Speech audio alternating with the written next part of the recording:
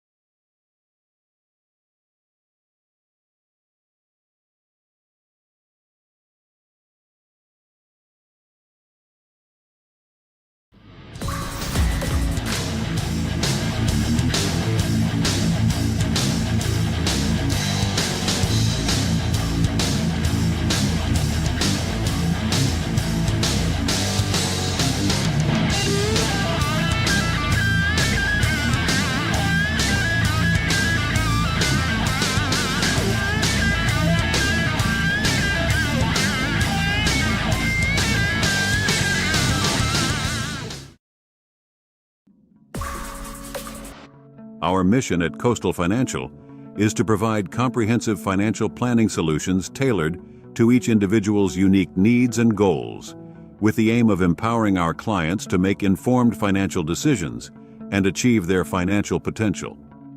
Our focus is providing the highest level of service to our clients, including successful business owners, professionals, and non-profit organizations.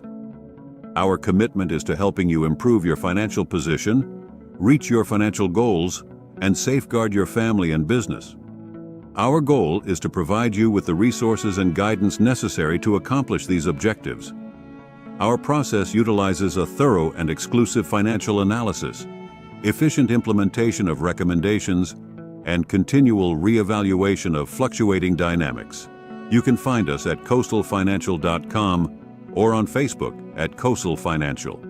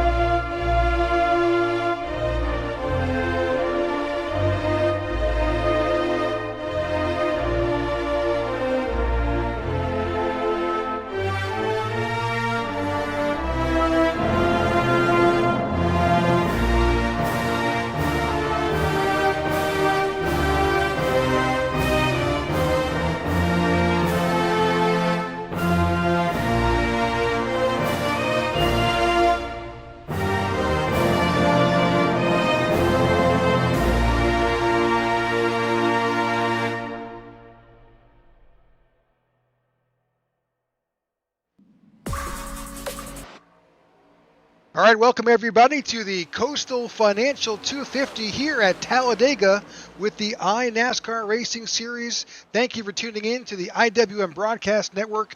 I'm Rick Souza here in the booth with my co-broadcaster, John DeRutris. And John, this is Dega. This is always such a fun track. It is always an unknown, and it is one of my favorite tracks. And so if you're tuning in right now, you don't want to miss the high-flying action here with the iNRS series at Talladega. We are looking at practice going on right now. Rick, it's the great unknown. It is the big one. It is the track that a lot of drivers don't like because the big one always happens, and you don't know who's going to win. So I'm looking forward to tonight's race.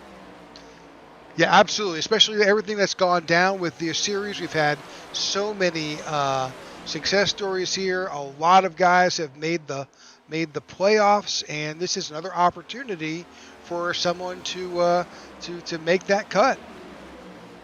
Oh, sure. I mean, you have, a lot of drivers that are locked into the points right now. Look at Travis Bennett, Nick Alves, Jordan Wenzel, Simon Madgen, Jordan Booth, Corey Bunch, Tyler Lemon, and Martin Giroux.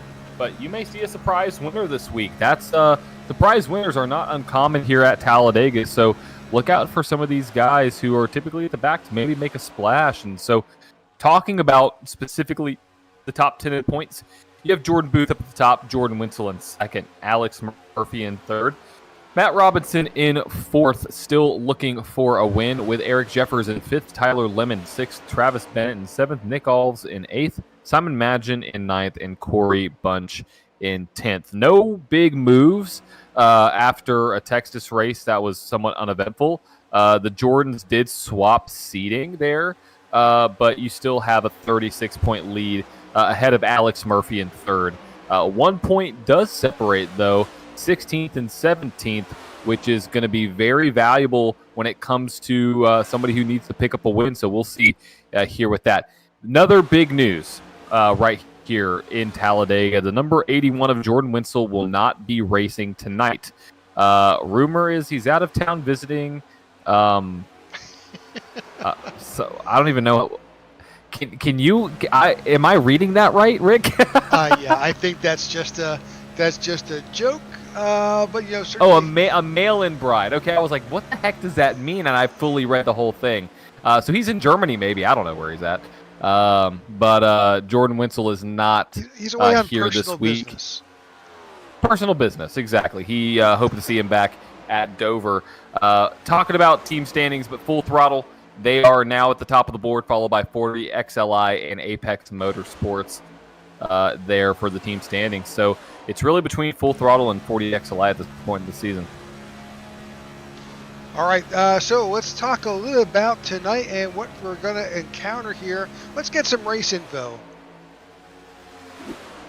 All right, for tonight's Coastal Financial 250, you have 94 laps with stage break at lap 31, one quick repair, which is very generous, 5 sets of tires, 60% fuel, and 3 green-white checkers. So track temp's a little bit toasty, but, with these next-gen cars at Talladega, these guys put on a great show at Atlanta. If you remember, Rick, they did a fantastic job there. So if they can race Atlanta like that, I think Talladega could be a fun one to watch.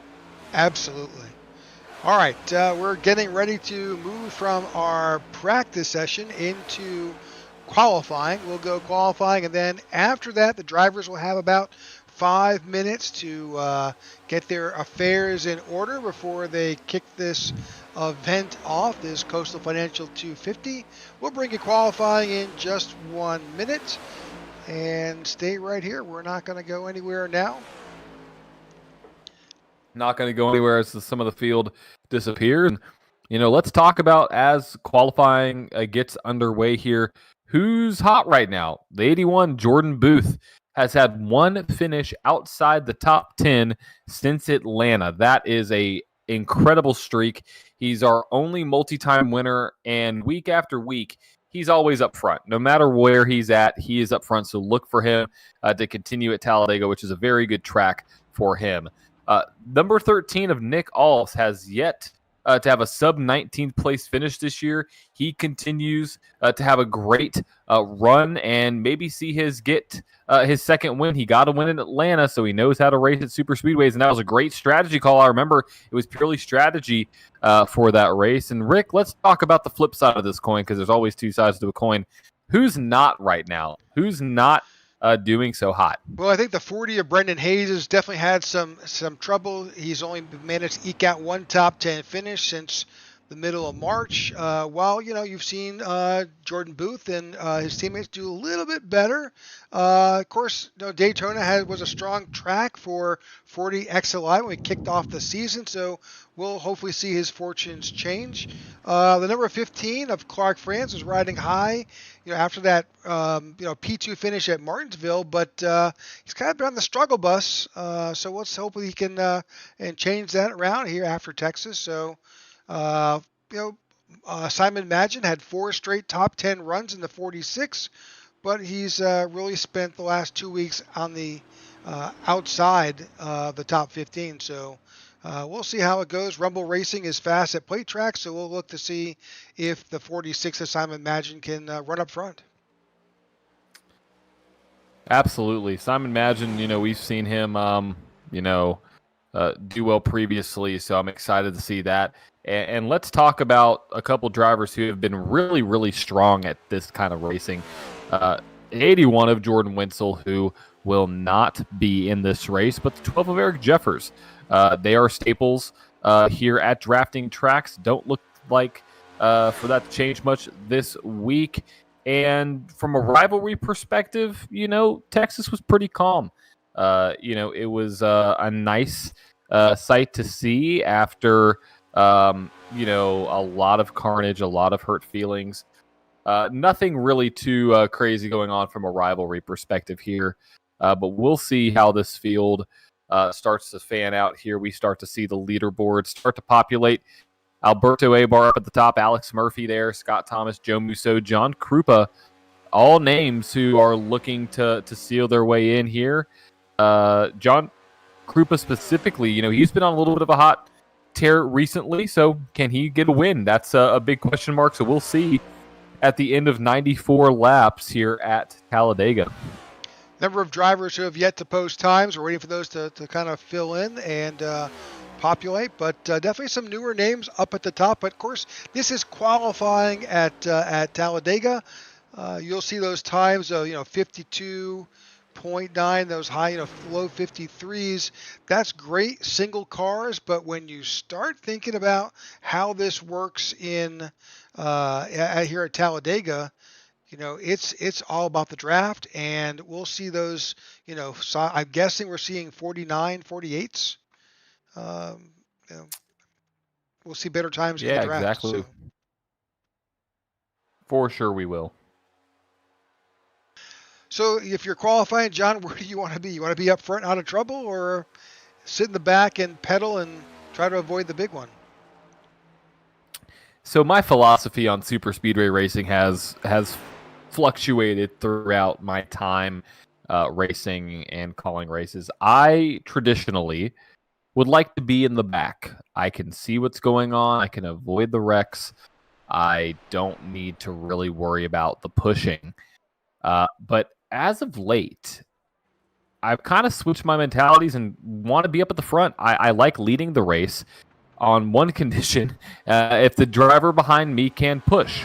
So I think, keeping yourself either way out front or all the way in the back, that's where I would want to be, preferably. But when it comes to where I don't want to be the middle of the pack, that's where I just don't feel comfortable. You are going to have cars in the front and the middle of the back. You can't avoid that. Not everybody can be at the front. Not everybody can be at the back. I would prefer in this race, I think the amount of skill on super speedway style tracks is there. I would like to be in the front. I think the front is going to be key. I think track position is going to be key as well. Maybe not from a qualifying perspective, but from the drivers who we think can specifically go up to the front and then stay there. So we'll see what happens with that. We do have that stage break at 31, though, so that'll shake up the field just a little bit. But with 5 sets of tires and 60% fuel, pit stops will have to happen. So that's also a big factor at super speedway style racing. You got to pit with drivers. So right now we are currently on our warm-up. It's basically a break for the admins to have a conversation with the drivers. So qualifying is through, and as soon as that ticker is down, we will bring up the grid, and we will announce the grid for tonight's Coastal Financial 250. But here, I want to thank you for tuning in to the IWM broadcast of the iNASCAR Racing Series. We bring this to you each and every Thursday night. This series does precede and follow along with the regular Cup Series schedule. So what we bring to you here Thursday is the same you will see this weekend in the Cup Series. So little taste, a little opportunity to whet your appetite as to what you're going to see. But while we've got this opportunity, John, let's talk a little bit about what your keys are, what John's keys to tonight's race. Yeah, for sure. So at Talladega, keys really kind of can be thrown out the window to a point. But from if you have to take this into a serious account when it comes to those keys, you have to focus on a few main things. The first one is you have to survive. You got to survive the race. You can't win it on lap one. There are some drivers who think you can win it on lap one. You cannot. You can definitely ruin your race on lap one. So with one quick repair, you have that get out of jail free card, but you got to survive. And what comes with surviving comes with my second key, patience. You have to be patient. Whether you're at the front, whether you are at the back, you have to realize you are simply riding around till basically the last 5 to 10 laps. Number two. But sometimes what happens when you ride around, sometimes you get into the big one. So the key number 3, avoid the big one. The big one is always going to happen. It's going to be there. There have been very few races where there hasn't been multi-car incidents at super speedway style racing. So you have to play that into account. Obviously, if we have multiple small packs running through the field, that would be less of a factor if we get through green flag stops. But you got to avoid the big one. And the last one, which some drivers may not like this key, you got to have fun. At Talladega, it is all about realizing that, you need to survive. You need to have patience and to have fun with it. And, this is one of the wild card races. A lot of drivers, even for myself, I love this style of racing. I always have. It's super exciting. I love the chess match, basically, that you're playing the entire time. So you just got to have fun with it. And the only way to have fun is to survive and be patient and avoid that inevitable big one. So, Rick, we had a great race last night in the IWM, in the Tech for Troop Cup Series, and we went caution-free at Pocono. Is there a chance we could go caution-free at Talladega? I think that the opportunity is there to be successful here at Talladega just like that. The probability, not so much. Yeah, I agree. I think it doesn't matter how good you are. Talladega always will be a wild one for sure for a lot of drivers here. So there's the number 19 of Alex Forget-Waruby going around. He is simply just scoping out the track a little bit before he gets gridded up. Before he gets to the grid here. Yeah, great opportunity just to do a little bit of sightseeing. See what's going on in turn 2. Check out Talladega Boulevard. We'll kind of ride along while we have some time. He's all the way up to 8,200 RPMs in 4th gear, so... Yeah, well, let's bring in the dash. Let's bring in his dashboard. Oh, yeah, he's not pedaling. He's got it. He's flat out, 4th gear. I wonder what if he's going to practice a pit stop. That's exactly what he's doing. Aha!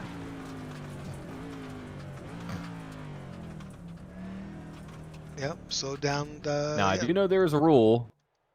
Yeah, I do know there is a rule. You cannot go out during warm-up, so I don't know how that is going to play in. That would be an unfortunate penalty to have, but we'll just looks like the warm-up has ended. Yep, absolutely. Yeah. All right, so that so means we should get the grid momentarily. Once we do, we'll bring that to you.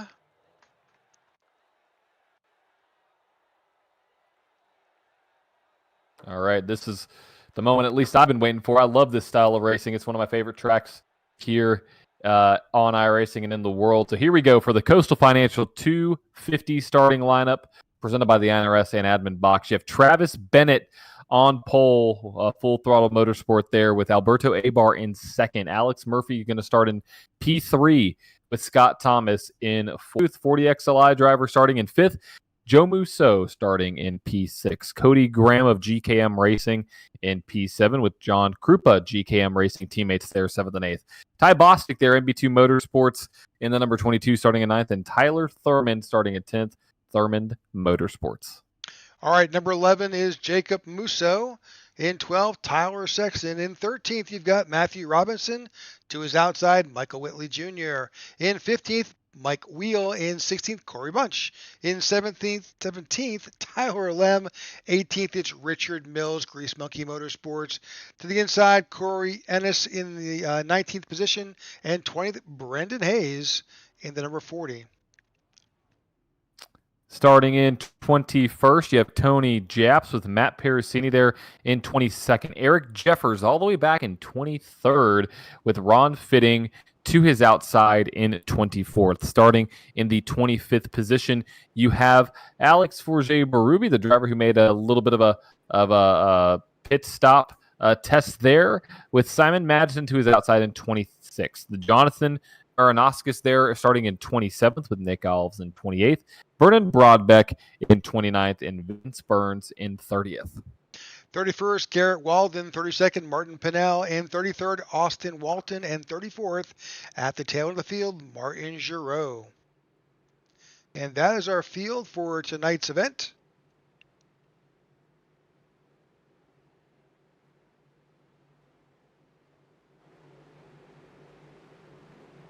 Drivers are making their way around. And here we go. I think we're going to get the green flag. Green flag in the air here at Talladega. Is that new? Did they start on the backstretch? That was a pretty quick warm-up lap. Yeah, I think that was just us working through the grid. Oh, wow. Well, that was surprising. Well, here we go. Green flag here out at Talladega. Travis Bennett up there. We got some cars getting a little bit squirrely there back where the 28 of Joe Musso is.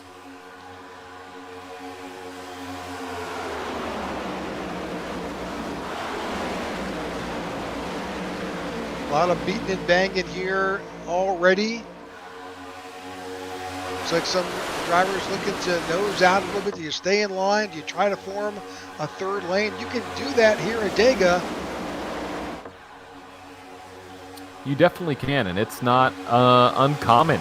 It's not uncommon at all to see that third lane form. Now, I think it's going to be a matter of when. It's not going to be a matter of if. We already see some drivers starting to make some moves here with the number 29 and the 96 getting a little bit of a push there, as the number 30 is getting a push from the 41 of Jordan Booth. I saw that 11 nose out a little bit. That's the 11 of Tyler Thurmond. A little squirrely. Now, these cars coming out of 2 and 4, there's a little bit of a, we've seen this in other races we've covered, there's just a little bit of a hitch in it, and you can get out of shape really easy.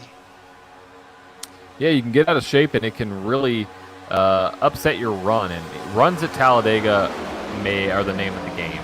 It is definitely going to be the name of today's game, and who can get the biggest run at the end, that's really the deciding factor in who can win at Talladega. So right now, as it stands, Travis Bennett out front with Alex Murphy in second, Jordan Booth in third, Ty Bostic in fourth, Tyler Thurmond in P5. Now, that could change by the next corner, so that's what's great about Super Speedway Racing. You are going to get a lot of lead changes as long as that outside line can perform.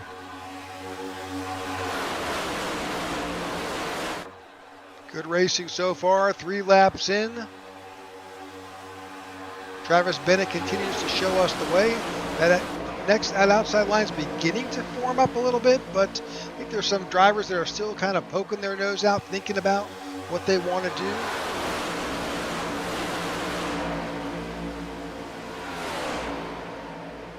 You got the 27 of Cody Graham he's leading that outside line. He's got the 7 behind him of Alberto Abar. And Jacob Musso back there, hoping they can put that together. They need a little help. 3 cars good, 4 cars better. And that 4th car in line does not seem to keep sticking behind him. And already you see 3 wide now. Yep, well that was the 4th car that ducked out. And that has really disrupted that outside line, giving the advantage to that low line. Of course, you can see that driver. I'm not sure who it is, but he just decided, you know what, I'm just It's going to Joe Musso. Ah, okay.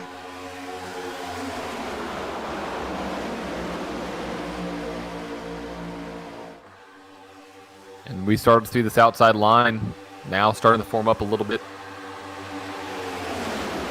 there, and that's what's going to be possibly the difference here in this race, what that outside line can do. Driver experimenting with that 3rd line. We'll see how that shakes out. Yeah, and in that 2nd lane, let's talk about that. You have Jacob Musso, you have Cody Graham, Alberto Abar, Scott Thomas, Tyler Sexton, and in that far outside line, you have Richard Mills and Brendan Hayes.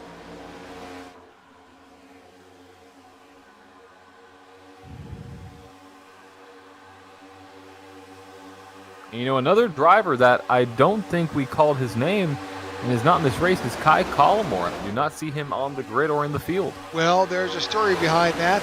They've decided to make the executive decision that Kai is going to move down over to the Xfinity Series, kind of help him a little bit, and we expect to see him back here at some point.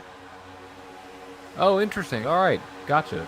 Glad we got that, because I was confused. I only saw 2 of those cars out there, because all of them run the same paint scheme, pretty much. So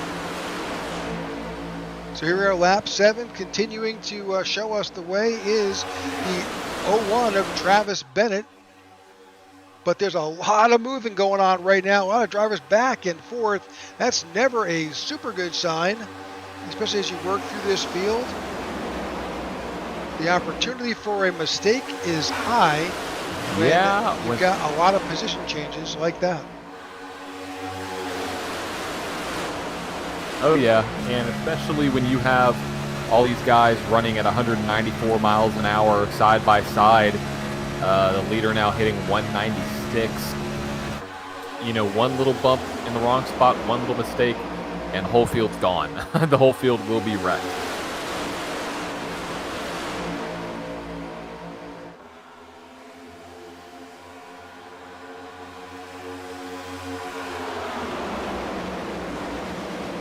But right now, here comes Jacob Musso to the high side, getting a great push from the 27 of Cody Graham. Jacob Musso out of Musso Racing and Cody Graham out of GKM. That's what you need, that little bit of help to help you move up and stay dedicated. You've got to have those solid 4 cars. That outside line needs to take a little bit of a lesson from that inside line, because those guys are running nose to tail and have been since the beginning. But now we're seeing they're almost even coming to the tri-oval. And here we go. You got the outside line prevailing now. Those 2 cars are clear if they want to make their way down. They are clear. There's the 7 of Alberto Abar as well. Alongside the 01 of Travis Bennett. Looks like the inside line's getting quite disturbed as 25 and the 27 now dip down to the bottom lane and take the lead. That's what we would expect to see. That's kind of that way it works here at Talladega. Use the outside line and get a better position and move around just like that. And now Jacob Musso is on the top of the leaderboard. On top of the leaderboard is correct. And what a win that would mean for Jacob. 10 laps in, we do have a stage break at lap 31, and thinking that we can make it there. That is the fuel. This is they use 60% fuel here, John. Will they have to stop before the stage break?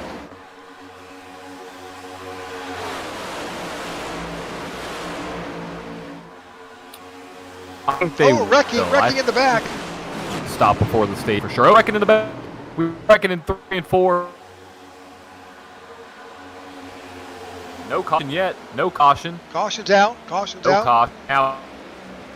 That was a long time for that.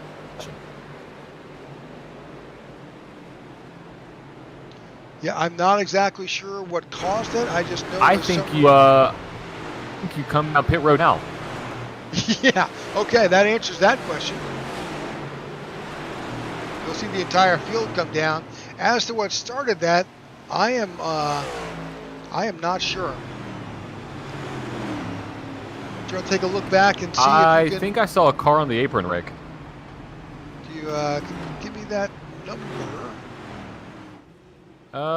Let's see. Possibly look at the.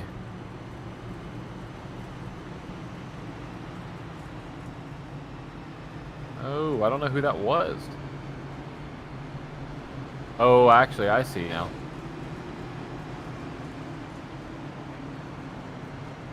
Look at the 29. That's John Krupa. Look at the 29 and then look at as well 96. The what? Specifically the. You're breaking up, John. Didn't hear you. We'll start looking at the.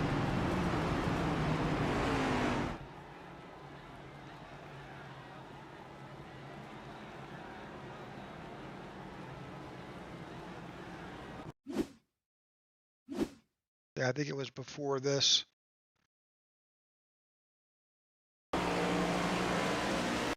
Yeah, Rick, it was a 96.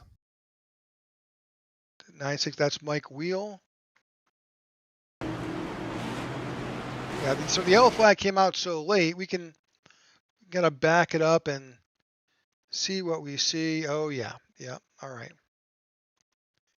Okay, so let's take a look at what we got here. Looks like the low line checks up a bit. That's the 29. They all check up and winds up spinning the 96 up into the upper line.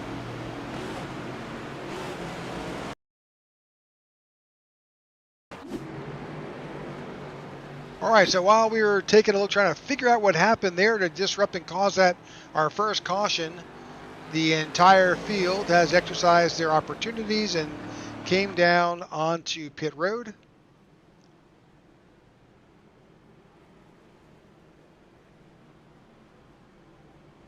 So with a stage break at 31, that pretty much takes away any need for fuel.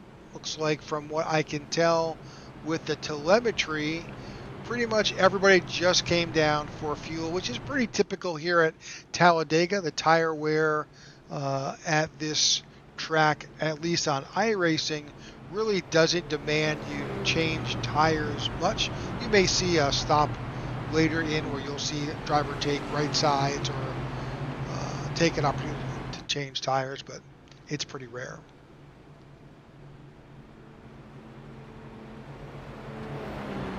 I think at this point you just, like they all did, come down, get fuel, get to the end of the first stage. That way you don't sacrifice any track position.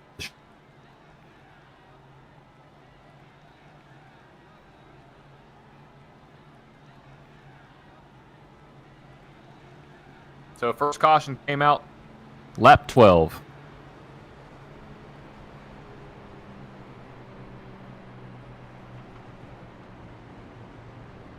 All right.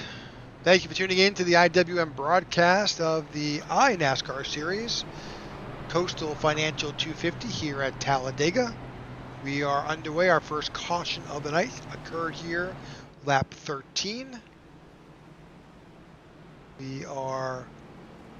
Lights are off on our pace car, so we'll be going green for next time by and get this back underway. Jacob Mousseau out front. What a win that would mean. A win would be huge for that team and for the Mousseau Racing team.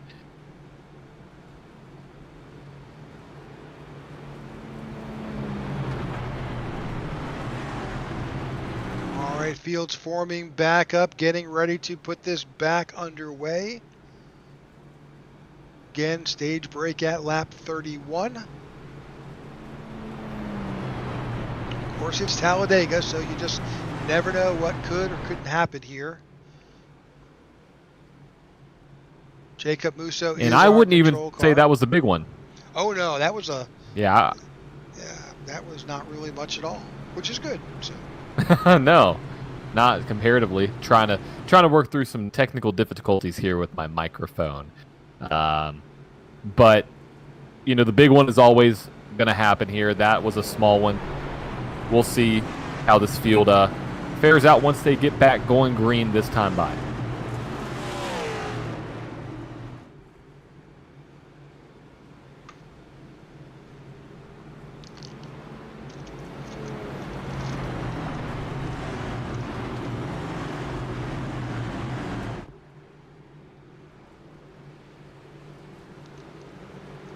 Right, Jacob Mousseau is our control car. This restart is in his hands. He's got that inside line. The 01 of Travis Bennett to his outside. And once you get through the travel, you Let's still see have when he is going to go. You still got a good wait before you get to the start-finish line. Yep, and green flag. Green flag back in the air here at Talladega. 80 laps to go. You already see the 22 of Ty Bostic moving down to the inside line. Yeah, that initial group jumped out to a pretty good gap of separation. Kind of like the field kind of fell apart a bit on that restart. Oh, you know what's going to happen. They're going to suck right back up here pretty soon. That's what happens in super speedways. The back of the pack always catches up. But yeah, you're right. I mean, the field is separated by 3.5 seconds now. That's a decent gap for super speedway style racing. Looking out to the outside, the 40 XLI guys are paired up. That's the 41 of Jordan Booth and the 40 of Brendan Hayes.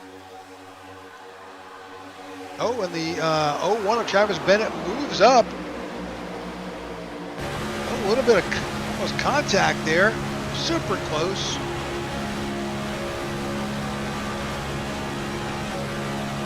Staying in the cockpit of the 41,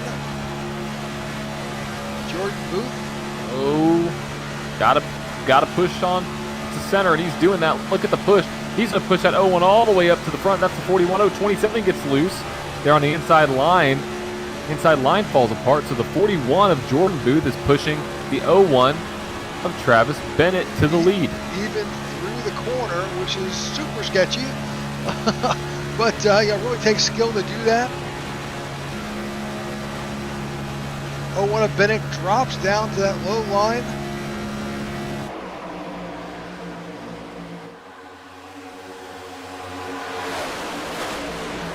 And there's a third line that's beginning to form up.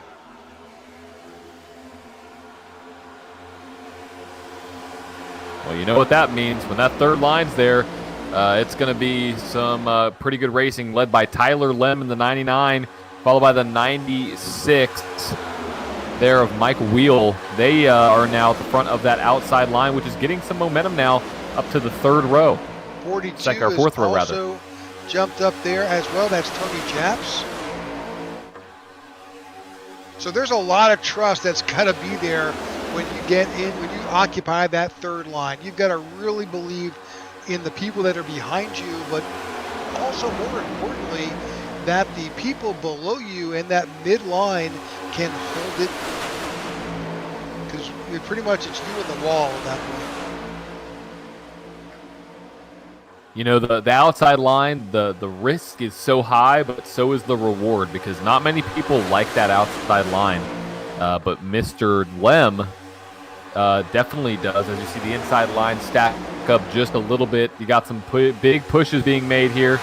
And Rick, this is when the chaos can start. This is when strategy kind of goes out the door. So you got to make sure you play your cards right. Speaking of that, you can tell there's a group of drivers who have just backed off of this pack, and they're running a few seconds back. That's led back here by Joe Musso. In this group here, they're just kind of holding towards the back. We're wrecking in the front. Wrecking in the front. 25, big wreck. Here's the big one. Wow. That's 20-plus cars right there, Rick, involved in this one. We're still wrecking.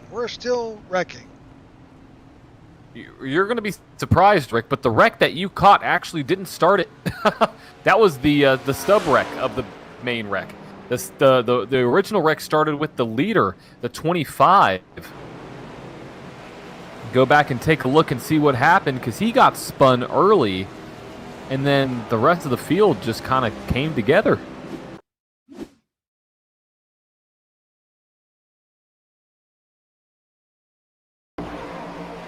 Oh, wow. There's that. Now, did that car right there in the middle come back up the track? That was the 79 of Scott Thomas.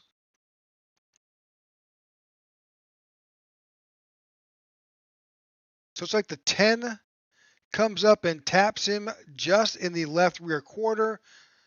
As Broadbeck spins him, he collides with the 01 of Bennett into the 25. And these guys just go off. Now, I think the 10 who got into the back of Thomas went back up the track, which you could see the calamity starting there on the top left-hand corner of the screen. Yeah, let's back that up just a little bit. I want to say he went back up. Oh, yep. I think that's what happened. Yep, we'll stick with this and just see there's the initial contact taken out. Scott Thomas, he backs out of the throttle. That accordions the entire field, and unfortunately that collects everybody. Literally everybody. I mean, there's nowhere to go. I mean, that's the entire front pack. That's Michael Whitley. Contact.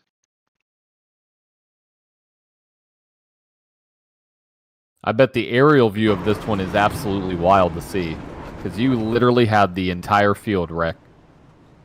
The entire field. But hey, that's why you go in the back. That's right. That's why you go in the back. All right. I bet a lot of people are going to be getting their quick repairs this time. Yeah, they're probably going to need it at this point. Jordan Booth and Brendan Hayes, Matt Robinson, a number of drivers have chosen to stay out. About a dozen drivers said, you know what, I'm just going to go for position.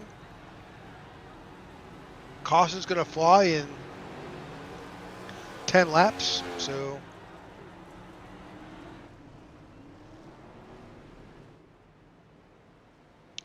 All right, so there's our first big wreck here at Talladega. Collectively, a number of drivers involved. Jacob Musso, Tyler Lem, Vernon Broadbeck, Scott Thomas involved, Matt Robinson, Cody Graham was also involved, as well as Alberto Abar, Tyler Sexton.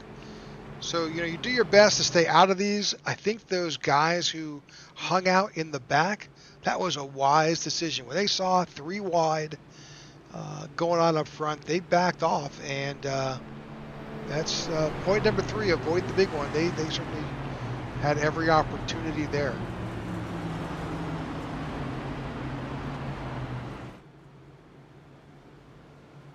All right, we're going to take a quick commercial break. We will be right back, and thank you for tuning in to the IWM broadcast of the Coastal Financial 250.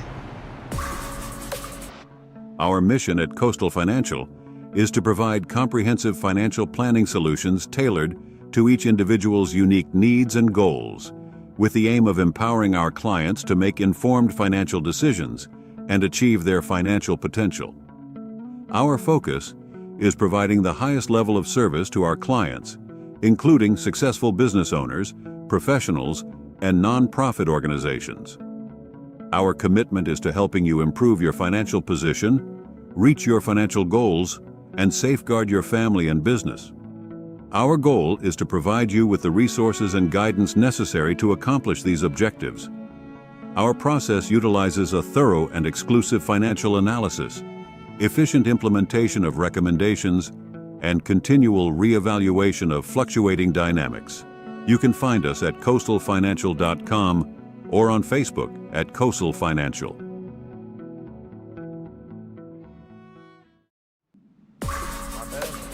All right, welcome back to the IWM broadcast of the Coastal Financial 250 here on the network. This is the iNASCAR Racing Series that brings you these events each and every Thursday night. Right now, we've got the 40 XLI guys who are going to be in control of this restart. What do you think, John?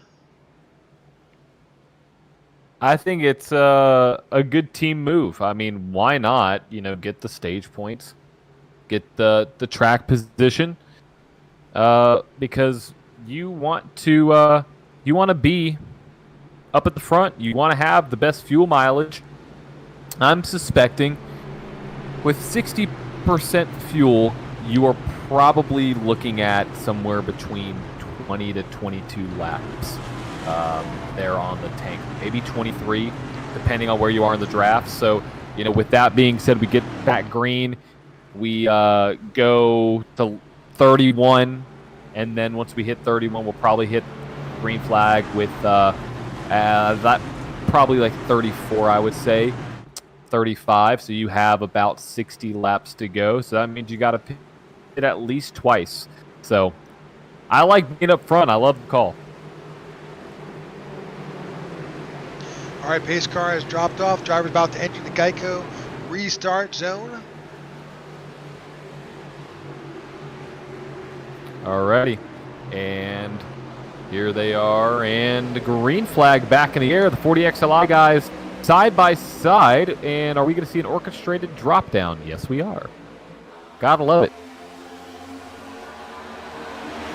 41 Jordan Booth moves up to the number 1 position. That leaves the 20 of Martin Pinnell on the outside, and that line is just hanging back a bit, but plenty of time to build up that speed and make a run.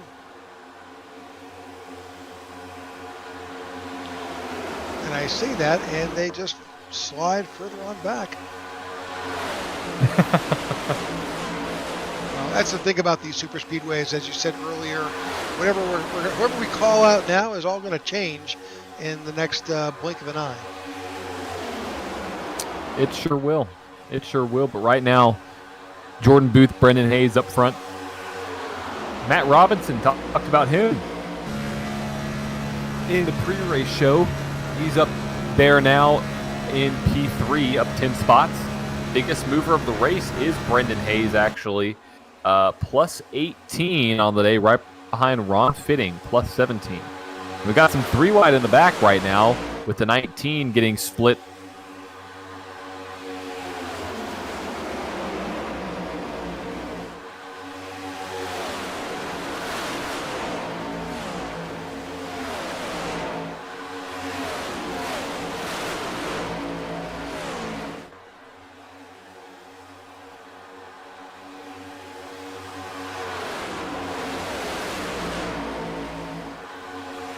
Good run. That third line is nicely formed up.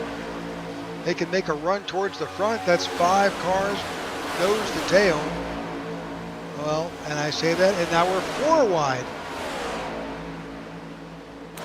Well, Rick, that often does not work here at Talladega. You got to be careful. We are still 4 wide. Oh, spinning. And we're rocking 12s around. That shouldn't produce a caution. That's Eric Jeffers, but the flag does not fly.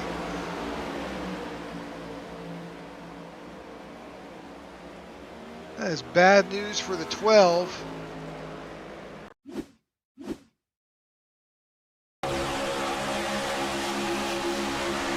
Contact with the 29. Sends the 12 around. A little bit of contact with the safer barrier. Not terrible, but unfortunately it's terrible news for the 12 of Eric Jeffers. Because he is by his lonesome.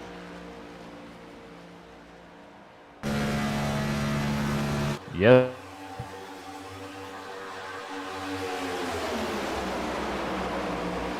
Lap 25 of 94. If you're Eric Jeffers, what you're hoping for is that you can get that caution to fly for the stage break before you wind up getting lapped.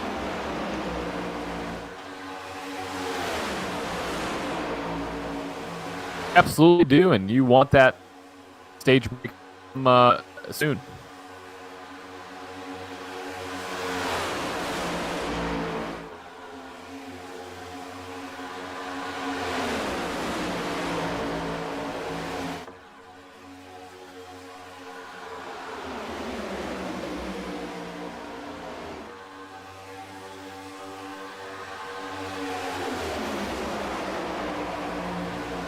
Got huge pushing going on right now between the 41 and the 40. Both doing a great job up the front, really showing the field. Oh. Simon Magin has unfortunately spun and towed.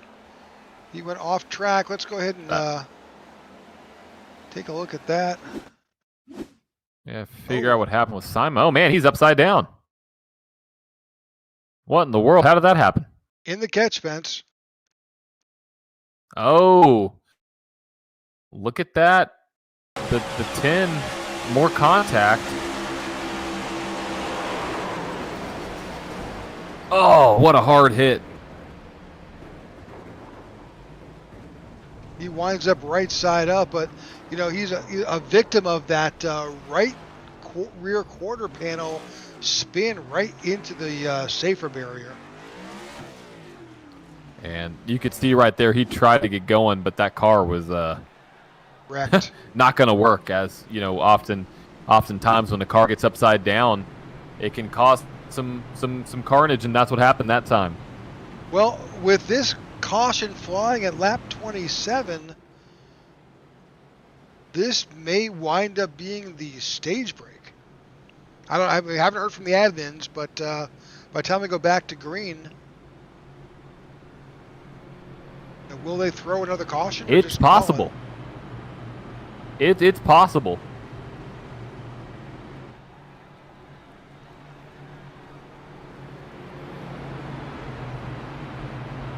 All right, we'll see what happens. We don't have a direct line into admin, but we'll see how it goes. But I think a lot of drivers are basically not going in there, preserving their positions. Pretty much position 22 on back is on pit road. Yeah, I mean, finishing up front of the stage is very important here, so I don't mind the call at all. But right now it is 40 XLI at the front dominating this field.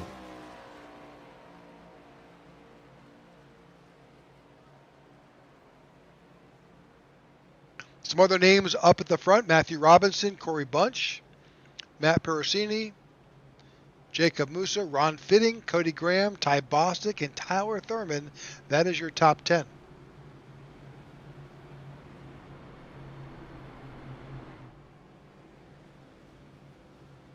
All right, we'll see how this all plays out for us.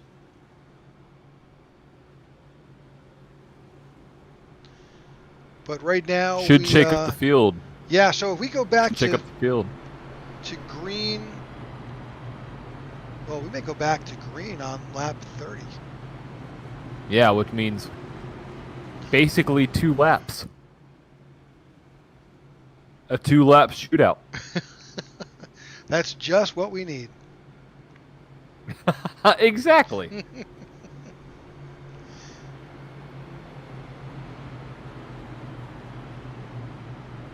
What could go wrong? What could go wrong? Well, no, this is one of those tracks where, you know, it's anybody's race. It's always, and this is just true in NASCAR as well. And in real life versus simulation, this track breeds new winners. So we'll see just what can happen here. There's a lot of names that we haven't seen up at the front that are up at the front now, and they've got plenty of laps and opportunity to etch their name into the win column and punch their ticket.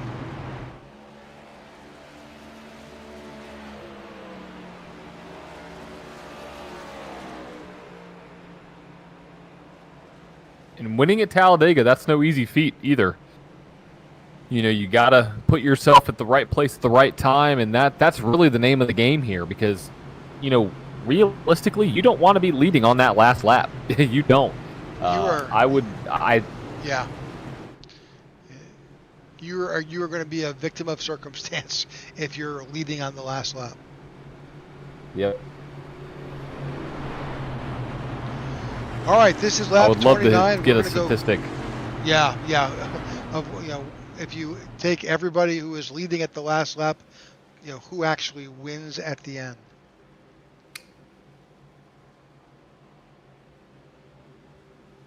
All right, let's just bring up that little graphic as to where we are. Middle of the backstretch, number of drivers racing to catch up to the field. There are a handful of drivers who are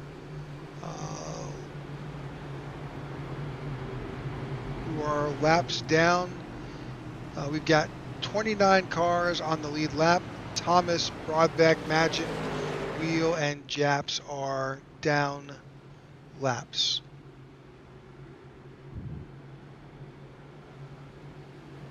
All right, so Jordan Booth has elected to start on the outside. Well, why not?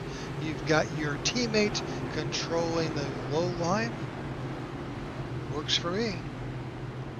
I mean, they're probably going to do the same thing they did last restart. They're going to orchestrate that to where they make their way down and, get single file and go towards the lead. So, or stay there rather. So we'll see if that goes into play. I'm watching the 77 of Corey Bunch.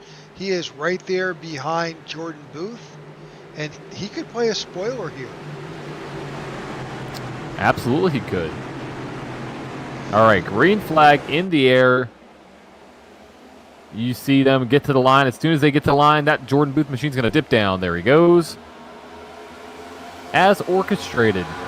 Yeah, the 11 also of Tyler Thurman dropped as well, which left just a few cars on that outside line. He saw that Corey Bunch also figured, you know what?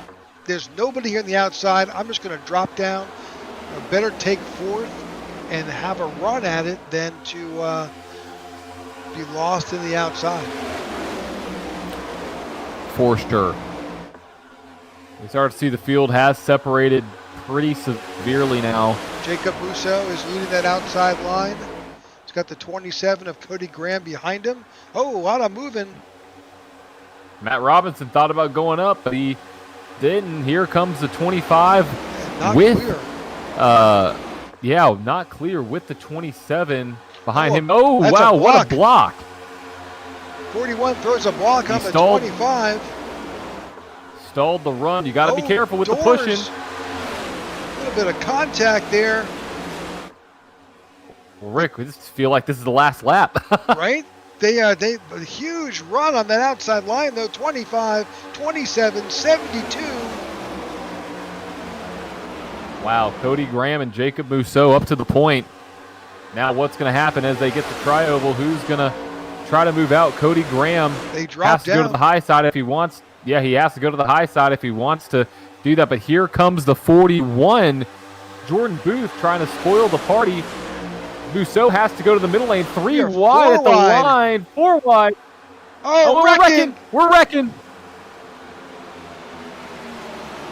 Oh, no. Well, that's not how that was supposed to happen. That's Cody Graham. No, that's wrecking for stage points. That's not a good idea.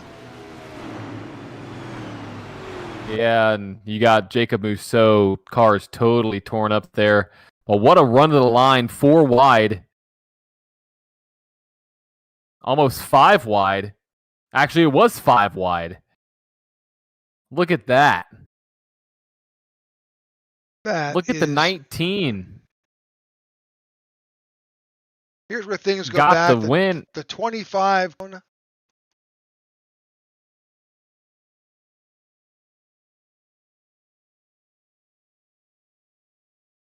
Like the 72 with a push from the 19 may have crossed that line. But there's the spin. 27 goes around. Right in front of the 1. That's Matt Robinson.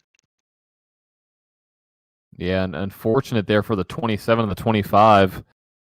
You know, they were some of the fastest couple cars on the track there, and now they got some torn up race cars. You know, and that's the risk versus reward you play. Is it worth pushing that hard to get stage points? And they came out on the wrong end of that because I don't think they were ahead at the line. I think they may have been the third or fourth car ahead. Yep, absolutely. There, so or third or fourth car back. So, you know, you get stage points, but also you get a wrecked car, and you may not be able to finish the race. So, or have to use a quick repair. Yep. And the downside is you don't really want to use a quick repair so early in the event, but you may have to.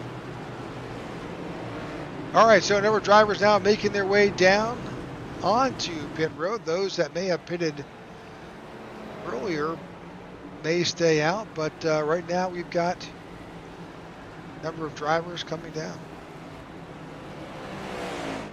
Yeah, you have, I think everybody came down pit road who was on the lead lap there.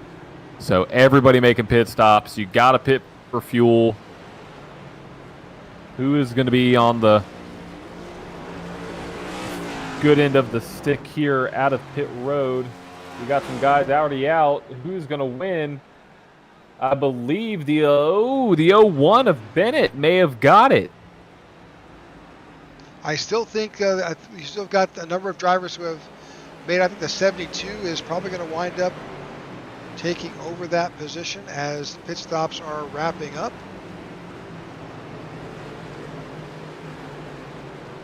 Yeah, Yes, I think you might be right. Jonathan will take over.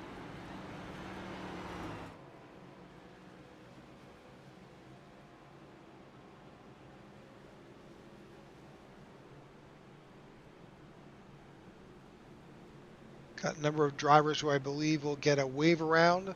That's Broadbeck, Magin, and Japs. I believe I could be wrong. I'll wait for the scoring tower to update. I'm thinking that Scott Thomas may have got his lap back. I believe you are correct. He has.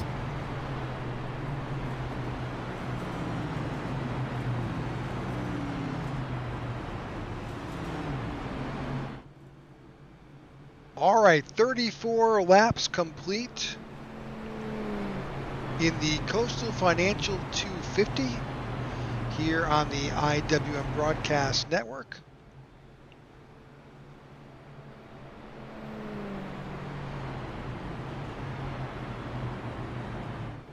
Waiting for the final tallies. We'll get you car counts and who's back on the lead lap. And yes, we now have our cars on the lead lap count is now 30. And number of drivers, Broadbeck, Magin, Wheel, and Japs are down a few laps.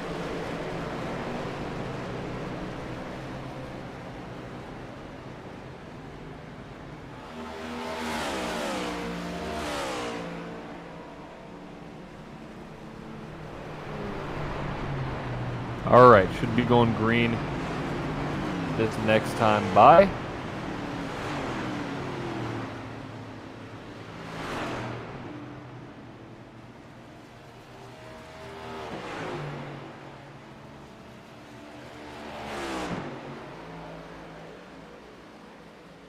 And Rick, if you were in this race right now, where would you want to be? The front, the back, the middle?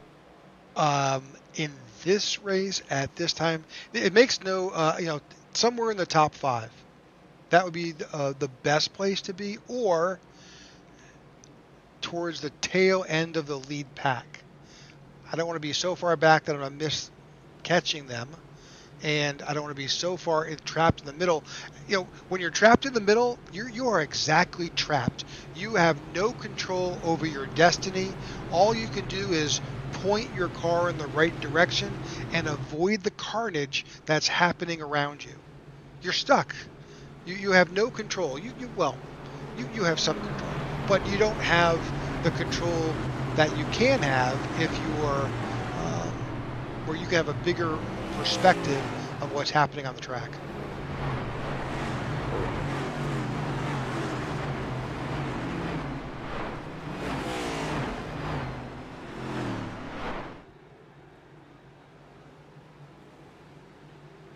Rick, here we go. Pace car has dipped down. We're about to see how this field races after that pit stop. Jonathan Vernoskis there at the point. He will be the control car. They are at the Geico restart zone. Green flag back in the air here at Talladega. And he's got Tony Japs on his Booth. bumper. Bennett. And Jordan Booth to his outside. See the 11, that High Rock Chevrolet drop down to the low line. 41 has got the 19 of Alex Forget-Berube helping him. You've got Giroux and Bunch all in that outside line. Alex Murphy says, you know what, I'm going to move up, and slides up. That's a 5-car count. That's exactly what you need to take a run at this lead.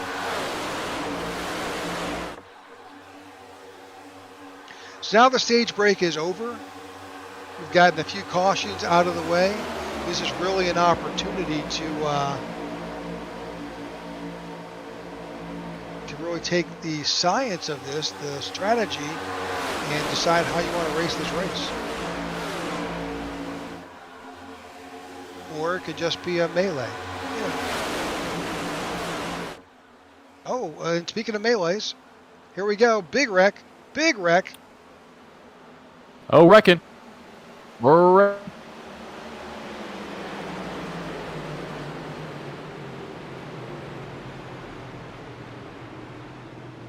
Martin Giroux, Vince Burns, Corey Ennis, Mike Wheel all involved.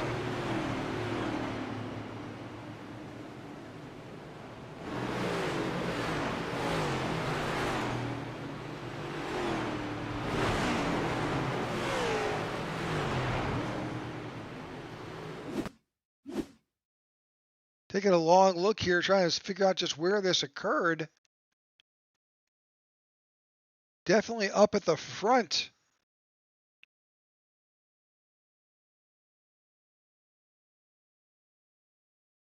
It's like the 50 is involved.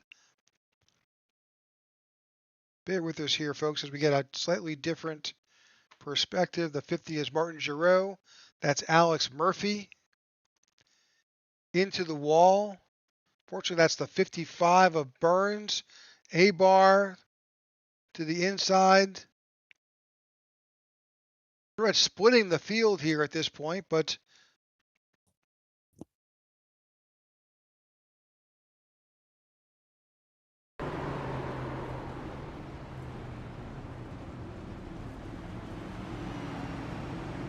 all right, Rick, another wreck at lap 38.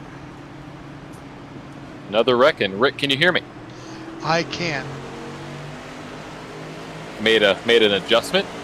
Don't know if that's any better. Well, it sounds like you're clear. I can hear you, and that works. Not quite the full richness of that other mic, but what's more important is that you're coming through. So. Exactly. That's the point. So had a caution there. That's going to be one that, we've seen all these cautions have come from, some pushes, and that's where Talladega gets so crazy, and everybody's going to come down pit road because they know how much fuel means at this stage in the race. Yep, number of drivers have stayed out and chose not to come down. Pretty much the top 10 stayed out. We'll see how that all plays out in the long run.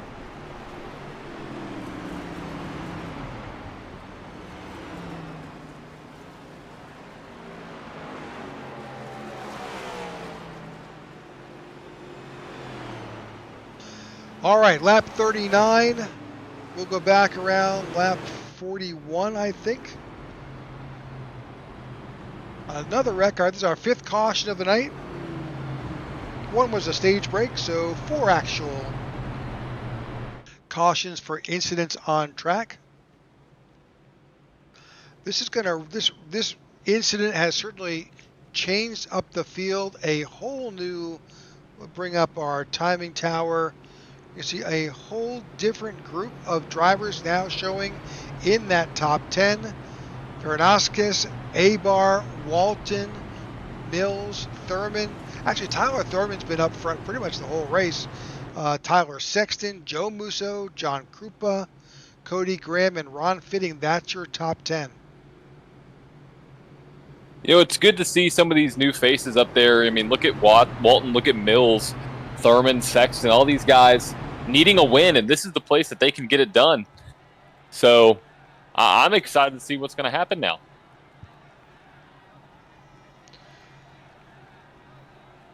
Definitely will make the restart interesting. We'll see just, some guys, with anything. You have certain skills where you could be that short track expert, you could be that mile-and-a-half expert, but it really takes somebody special who can say, I'm that super speedway expert, I'm good at pushing or okay being pushed. That takes a special skill set that not everybody has in their pocket. So now here you are, you find yourself top 10 Talladega. You've seen this group go 3 wide. You've seen them pushing all through the corners. You got to be ready. You got to be ready for anything, because that's what this race is going to provide. You're going to see some stuff that you're not going to see anywhere else outside of Daytona, Talladega, and Atlanta. So you got to be on your, toes at any given point, because we've seen some of the wrecks happen today where it's just been a matter of accordion effect. So the majority of our wrecks today have all happened at the front. Exactly, which my strategy wouldn't have worked. So I would have been wrecked by now. So congrats, Rick, you win. I don't know if anybody wins yet right now. There's a lot of racing to go. Still 54 laps to go before we call this done. So we'll see. But Jonathan Vernaskis is up front. He's got the 7 of Alberto Abar to his outside. Austin Walton will be right behind the 72 with Richard Mills to the outside. And those guys that were up front leading not just a few laps ago are now back in 11th and 12th. So Corey Bunch, Jonathan Booth, they're all back in row 11. And here we go. Pace car has dipped down. We're going to get the green flag this time by.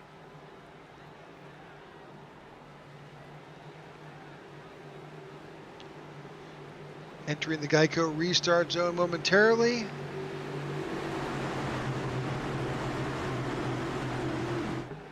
All right, green flag back in the air here at Talladega.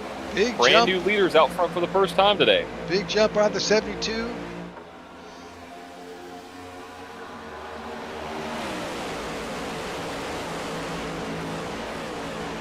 That's the Oftentimes 17. those big jumps happen. Yeah, that was not to your advantage. That he kind of slipped pretty far away from the 72, and now they caught right back up, and they're off pace. See that all that jumble that's happening at that low line? That's because that leader was so far out in front that when the pack caught him, everybody had to get off the gas. And that's just the nature of the beast sometimes. Vernakis sliding back. He went from 1st to 6th because of that restart. That's unfortunate for him. Obviously, it's Talladega. Anything can still happen, but I think definitely they're not about where to you come want to up be. on top of a lap car. Oh, goodness. We are 3 wide through the field. This could get hairy. We got the 5 getting pushed. That lap car is on the apron. Good move. Everybody seems to make it out cleanly. We are 3 wide.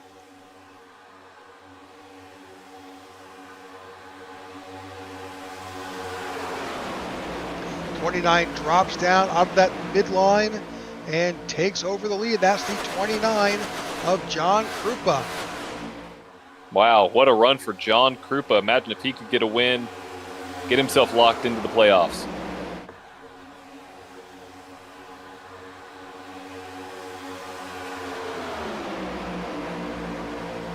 He's got the 7 of Alberto Abar behind him. That third line has kind of slipped back a bit. But that 77 now of Corey Bunch with a big push by Travis Bennett has moved that up to the lead. Oh, and he drops down in front of Krupa.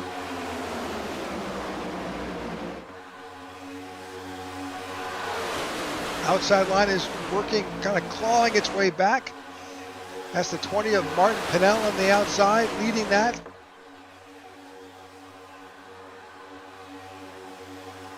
And Rick, it's getting a little hairy for me. I mean, it's getting pretty dicey here Yep. early on. We still got a lot of laps to go. So, I love the 3 wide, but, patience and survive. Oh, we're going to wreck. We're wrecking again, Yep, saw that one happening.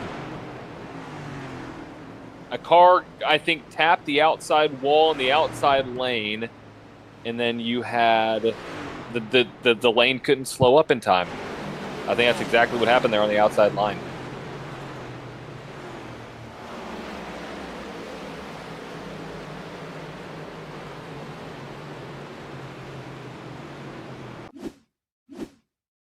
We'll try to spot where this occurred and pick it back up. We're kind of looking back.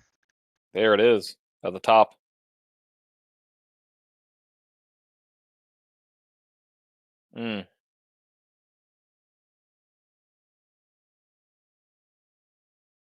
Does look like Martin Giroux was potentially caught up in this one. It's like the 79 of Scott Thomas. We'll just go forward a little bit here. Well, so we're watching the 50 in the outside line. Looks like there's contact, but then the 79 bumps the 50 down into the 55. The 67's involved. 50 goes around.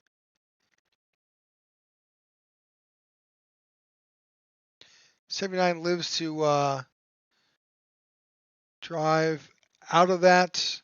67 of Coriolis does get into the 50, but not terrible. But all right, that's how that one finishes out. All right. Yes, it is. So our 6th caution of the night here on lap 45 for an incident with the 50 of Martin Giroux and Scott Thomas, 79. Number of drivers taking this opportunity to come down pit road, pretty much your top 10 drivers, although Travis Bennett and Corey Bunch elect to stay out.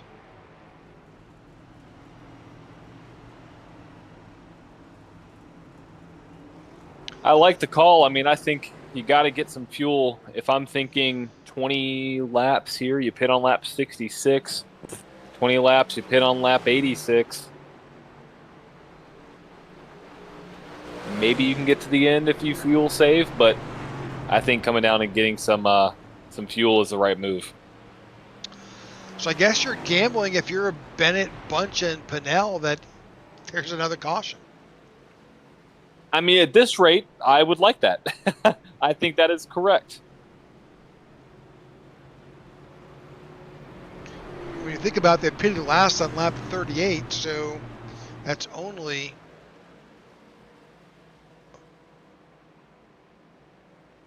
8 laps ago. So yeah.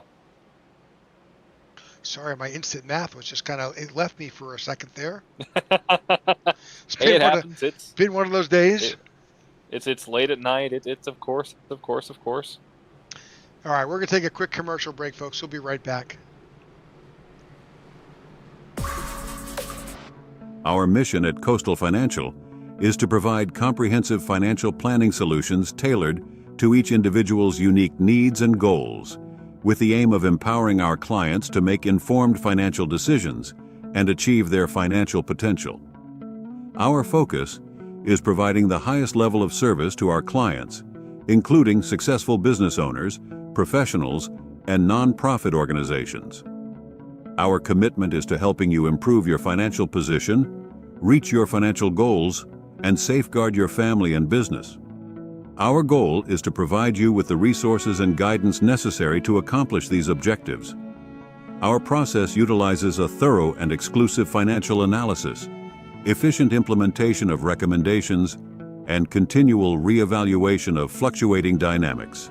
You can find us at coastalfinancial.com or on Facebook at Coastal Financial.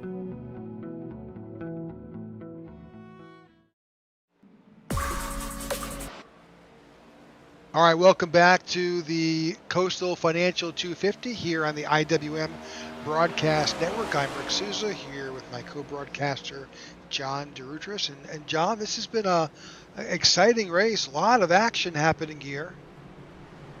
Tons of action, and we've seen a lot of incidents coming from accordion effects. That's the name of the game here, and we've seen multiple big ones. That's what produces the chaotic racing that we see at Talladega. So, I don't expect that to ease up any soon. Let's just hope your favorite driver wasn't involved in anything and they can still battle on another lap and another day and possibly lock themselves into the playoffs. Well, that's part of the challenge you face here at Talladega, is because you want to be conservative to some extent. You want to protect your car when you see some door slamming ahead of you. But as soon as you lift and you're in a pack of 20 other drivers, you're now going to potentially be the cause of that entire line of cars backing up. Yeah, it's so dangerous because you don't know what's going to happen. You really don't. Anybody who says they know what's going to happen on a super speedway outside of a big one, I can guarantee you has never won a super speedway race. It is absolutely, you are at everybody else's mercy here, essentially, once you get in these big packs and the big lines, because you may not check up as much as the guy in front of you, and the guy behind you may not check up as much as you. And Rick, if you just do the math there, at some point someone's going to hit somebody. Yeah. So it's all a part of it, and that's what makes, again, a lot of drivers love super speedway style racing. A lot of them don't, but it produces definitely some exciting stuff. All right, Travis Bennett is in our control position. Got the 77 of Corey Bunch to the outside, 20 of Martin Pinnell, and the 40 of Nathan Hayes. Green flag back in the air here at Talladega. Good move. 77 of Corey Bunch drops in behind Travis Bennett.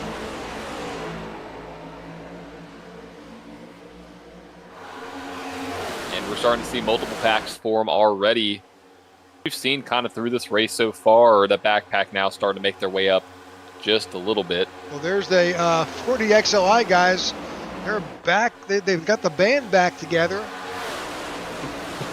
They're leading that outside line with Alberto Abar and Tyler Thurman in tow.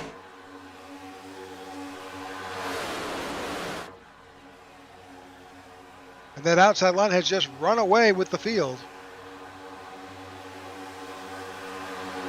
But give it a second. It'll all balance out. Oh, yeah. Give it a second. That's the name of the game.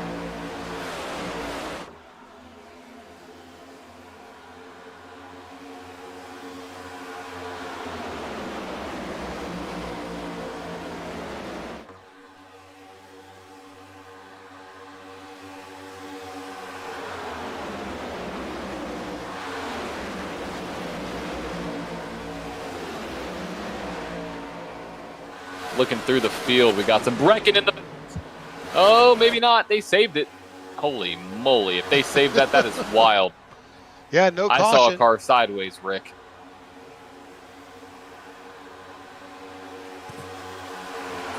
Looked like the 17. I don't know if you want to maybe go. Yeah, I want to say it was a 17. Yep.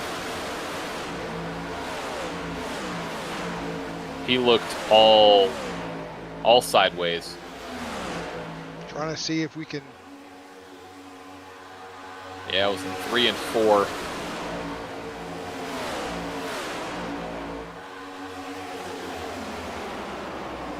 Don't think I can bring it up. Try here. Let's see if we can.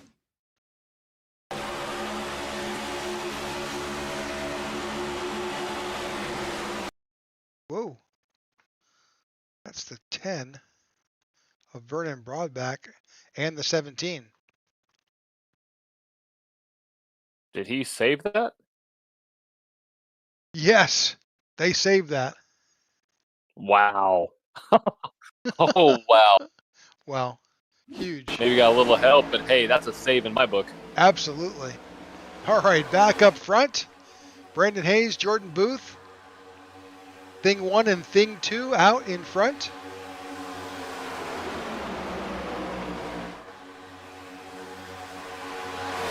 Again, holding to that outside line.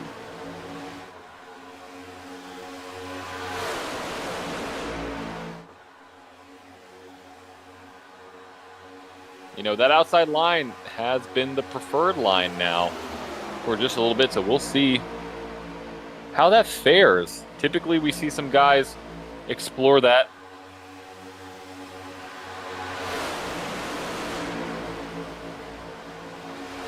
So far, so good. Those 5 drivers have been solid since this restart. Hayes, Booth, Abar, Thurman, and the 27 of Cody Graham. But a solid push from Jordan Booth.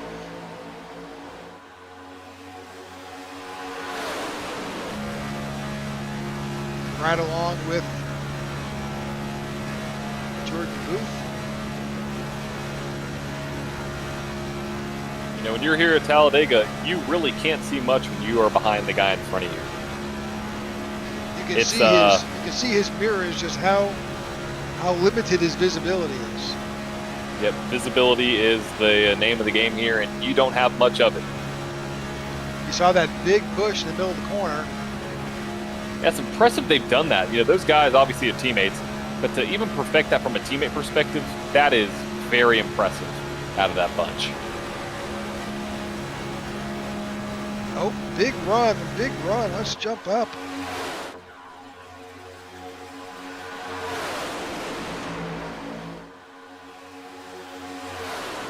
The low line has got some momentum with Travis Bennett and Corey Bunch making a run. Yeah, and those 40 XLI guys are going to have to make their way down at some point to block that run. We've seen them do that all day. They're adept at getting down or up to stall out that run.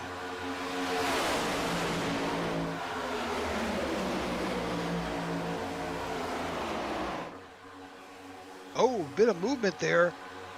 So the 27 of Cody Graham decides, and sometimes you have to do that. Just, you know, if you got a big run coming and you're not prepared, you need to get out. But caution flies again. Garrett Walden off the racing surface.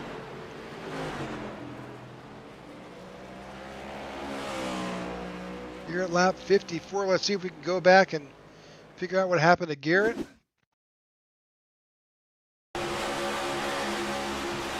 Let's back that up just a little bit. See the 17, the 10 of Vernon Broadbeck.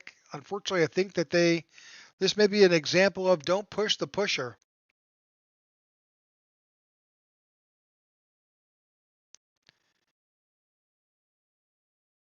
Yeah, record that thing.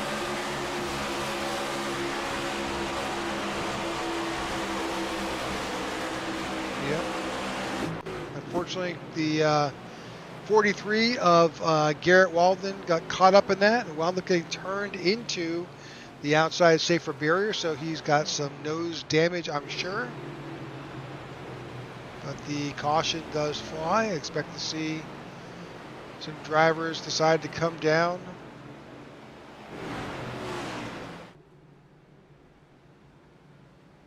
All right, our 7th caution of the night, lap 55, just under 40 laps to go in this event.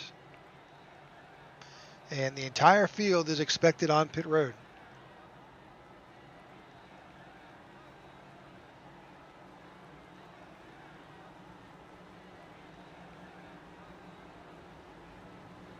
Yep, coming down to get some fuel.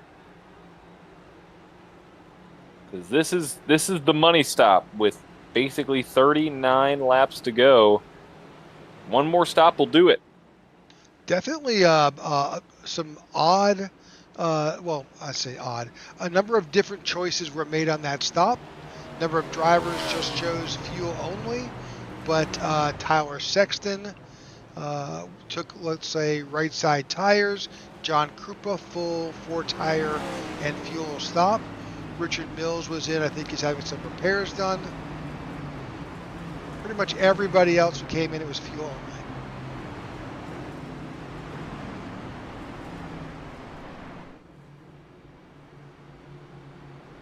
Oh, I'm sorry, wrong telemetry information. Those drivers, Ron Fitting, Tyler Sexton, John Krupa, and Richard Mills, stayed out. They did not come in.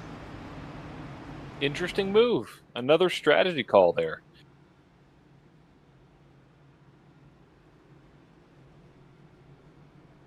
They pitted last on lap 45, so they've, they're just 10 laps on. Whatever strategy they've got, that definitely gives them an opportunity, though, to move up to the front, hopefully lead a lap. It sure does. So, John, we're past the halfway point. So far, this is kind of setting up for everything we've come to expect from these drivers. Absolutely it is. And, we've seen the craziness. We've seen the big ones. Now it's all about, okay, who can actually get to the end? The survival piece is here. And who's going to be able to put their car in a position to survive this race? That is the big key right now. I mean, right now, looking at the field, everybody's everywhere. It's a mixed field. It's a mixed bag here in the Coastal Financial 250. So, I think, again, track position matters, and I think the 3 knows that, and some of those leaders do as well. All right, we're still under a formation, just a pace lap here. We're not ready to get back together, but we appreciate everybody who has tuned in across all the platforms we stream on, YouTube, Twitch, and Twitter, X. We thank you for tuning in, and we appreciate if you would like and follow along so you can stay updated not only for what we bring you each and every Thursday night, but also for our Wednesday night series. That's our Tech for Troops series. Great racing there and very close to the playoffs. Very, very close.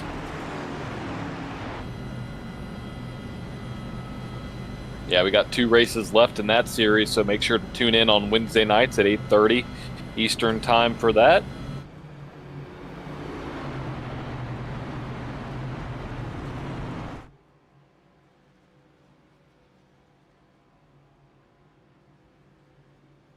All right, lights are off on our pace car. I thought I saw a car blink.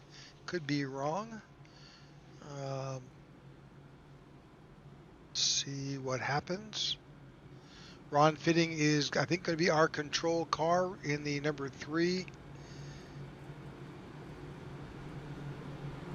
He will be in charge of this restart.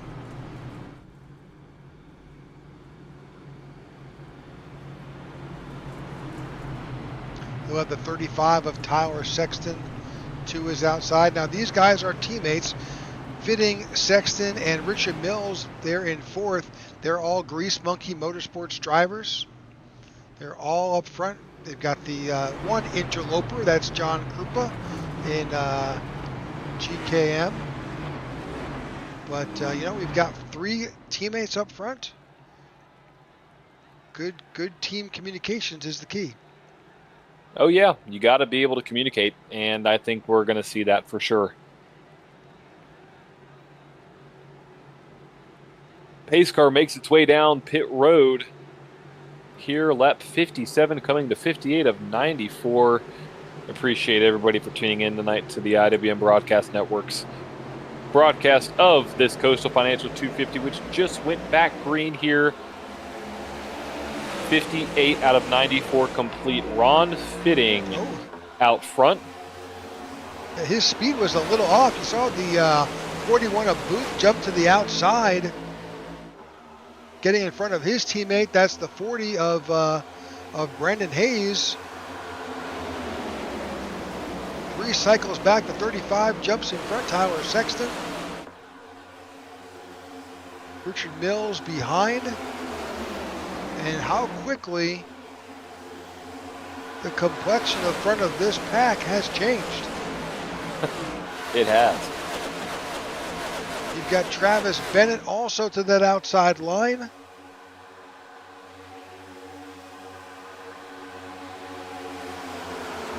'27 of Cody Graham is up there. And they are just a freight train on that outside line.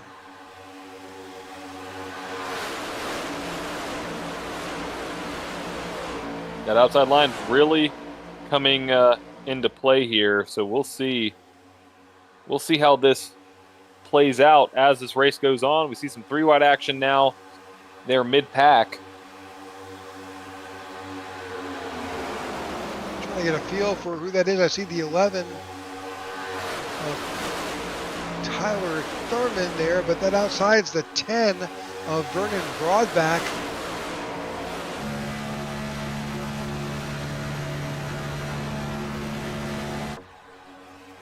You got the 17 of Austin Walton, and the 55 is up there. That is Vince Burns. That is that third line.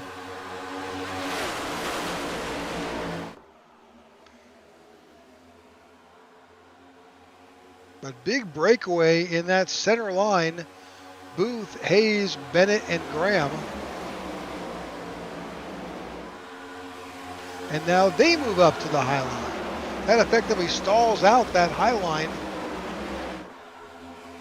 That will. We got 4 wide again. We saw what happened. We got 4 wide previously. It didn't work. Looks like that was able to get settled out, though. But we're still 3 wide.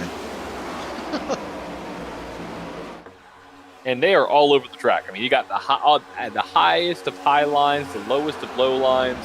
Oh, yeah, that 35. That's the 35 of Tyler Sexton that has got some connection issues. Yeah, but look at that. Everybody has really migrated up in the front 10 to that high line. Pretty impressive to see as basically the rest of the field all over the track.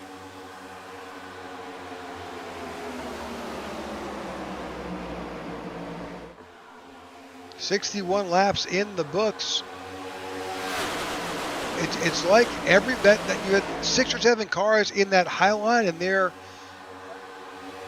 committed. It's like, I don't know, everybody else is not sure what to do. Where do I go? There's no when you get order. that high line rolling, right? When you get that high line rolling, it rolls. I mean, it is the speed you get out of the corner. I don't know if you want to ride on board maybe with Jordan Booth right now as he gets out of turn 2. But those speeds are going to be, I mean, probably close to 200 miles an hour as they go down into turn 3. So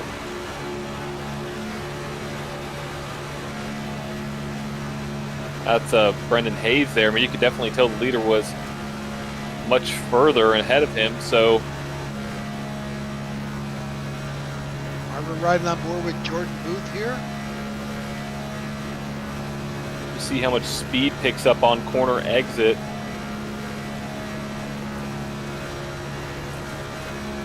There's nobody beneath him. 194 going into turn 1. I bet you're going to see this, if they do a solid job pushing, 200 miles an hour.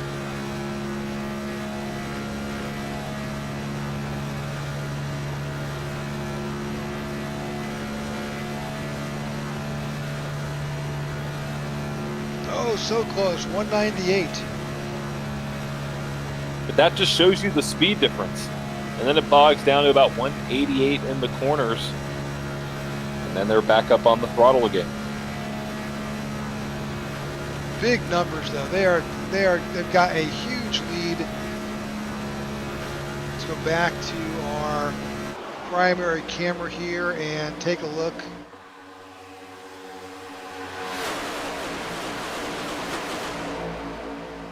But that highline is so successful.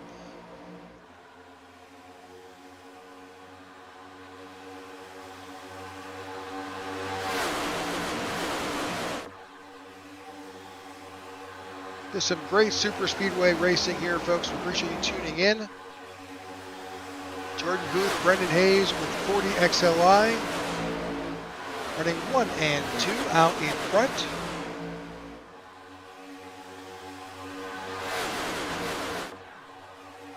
In only 30 laps to go, and this is where you're going to start to see some strategy come into play. Knowing where the fuel marker is at around the 20 lap mark.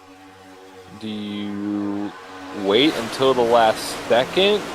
Do you pit on, with 19:18 to go? Who else goes with you? This is where pit strategy is heavily going to come into play here at Talladega, as we see the low line has started to dissipate and actually got a car below the double yellow line making a pass. Not sure how that was going to work. We got a big old stack up now in the back. Looking back through the field, a little bit of action and contact. 3 wide, blinking car. That's the 35 again. If you're in a super speedway going nearly 200 miles an hour, the last thing you want to see is the car next to you or in front of you blinking like that. Blinking and or swerving are not permitted at Talladega. Those are a couple things that you'd never want to see here, but can often happen. You may not see a car blink, you may not see a car swerve, but you may see a car upside down. So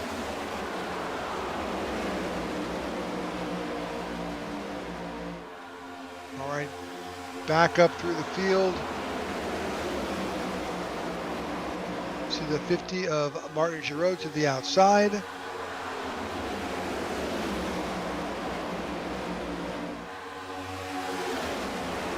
But you're right, John. That low line is beginning to try and find some love here. You've got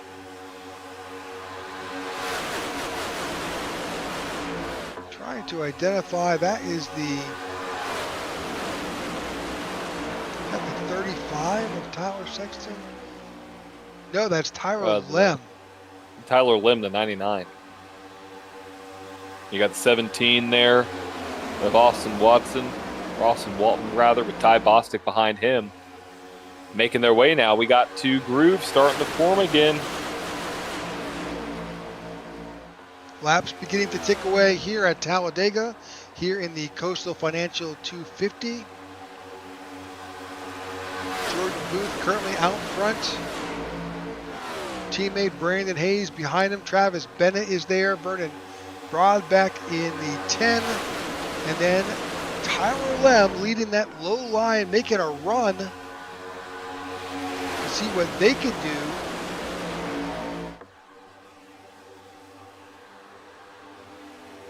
But we're on lap 68. These guys pitted last on lap 55. So we are probably 7 or 8 laps away from pit stops. Yep, just about.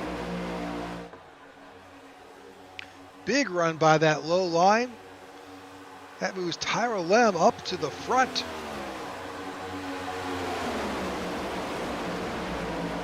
Oh, and we're nearly 3 wide in the back, and we do have a lap car.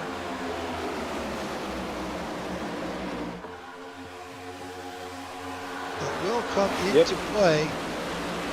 Yep, we do. Well, and he drops down to the bottom. That is just great sportsmanship. That's the 96 of Mike Wheel with Mosh Racing. Mike decided to, I'm not going to be the cause of of an incident or a problem, let these guys race, and he dropped down. That's just good sportsmanship. Yep, you do not want to LePage the field. You don't want to be that guy.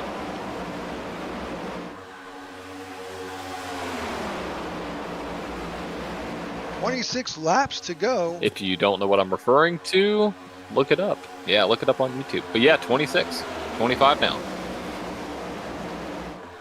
You'll see what I meant. It's quite wild to watch, Rick. I catch it sometimes on social, and I'm like, I can't believe that actually happened. But, oh, we got a lot of movers now. A lot of people going in and out. The 10 of Broadback dropped down in front of the 99. There's a big push there by the 99.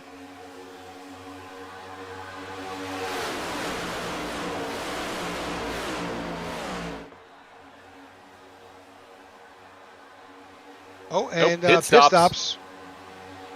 Pit stops are underway with 25 to go. I guess the fuel window's a little bit longer on the 24-lap right. That is the 24-lap mark. That is the Grease Monkey Motorsports guys. That's Mills, Fitting, Sexton, and Krupa. They're all pitting together.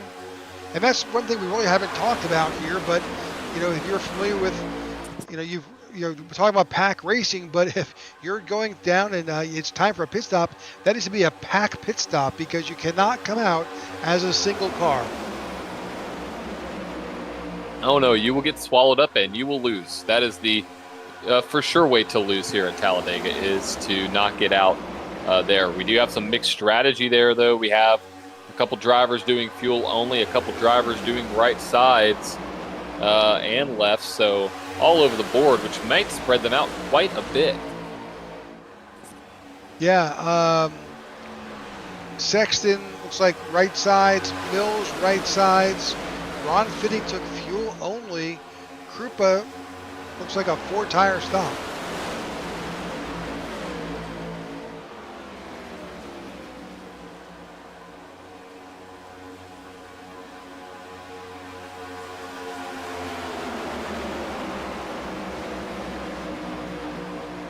All right, the 40 XLI guys, along with Travis Bennett and Cody Graham, continue to show us the way. 23 laps to go. Again, they pitted last on 55. I'm expecting to see them down pretty soon. And at that point, this is part of their challenge because they're in that outside lane. My guess is that we'll see all 4 of them drop down together when they're ready to pit. I would agree with you.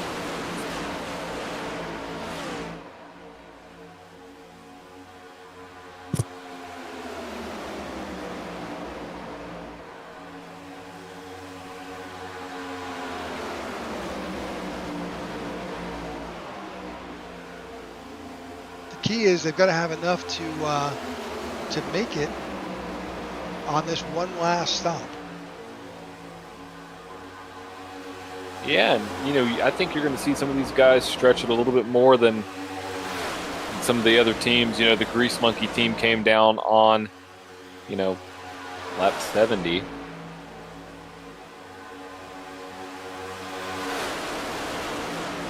What was our calculation again, John, for mileage on a full tank of fuel?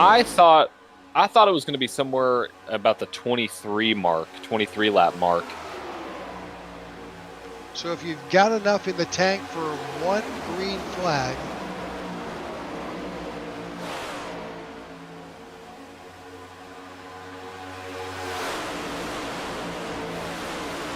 now is the time to go. Yeah, I mean, with all the leaders pitting last on lap 55, you can run till 88. So you could run with 7.6 to go.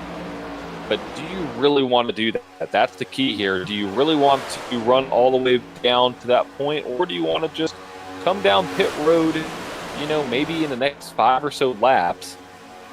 If you can get on the pit road, get off with your team successfully, even if you don't do it successfully and you have to make a little bit of time, have more time to make up, that's the thing here. If you wait to the very last moment, your team doesn't do well on the pit stops, you don't have that much to make enough ground where you pit early, you can counteract that a little bit by catching back up and having more laps to make that delta you lost.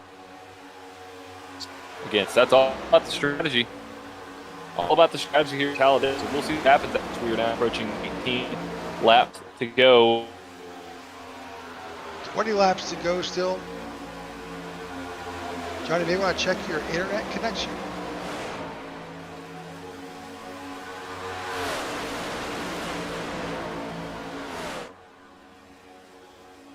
Yeah, it's weird. My internet, so it's fine. I've checked. I'm on a different computer too now. Wow.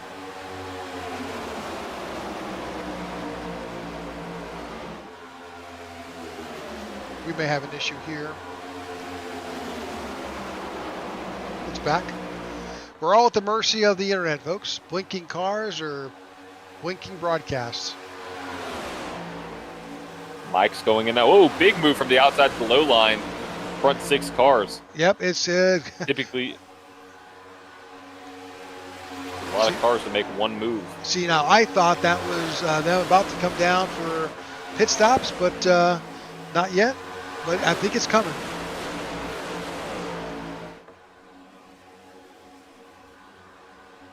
Oh yeah, it's definitely going to come here. I think possibly this time by.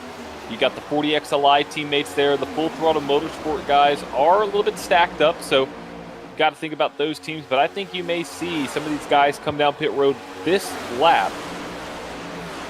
Got Travis Bennett and Eric Jeffers with Full Throttle, both in the top 10.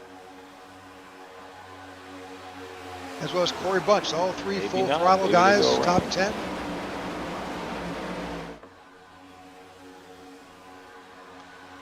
$17 laps to go. All right. I see some names coming across the board. The 17, the 1, the 10.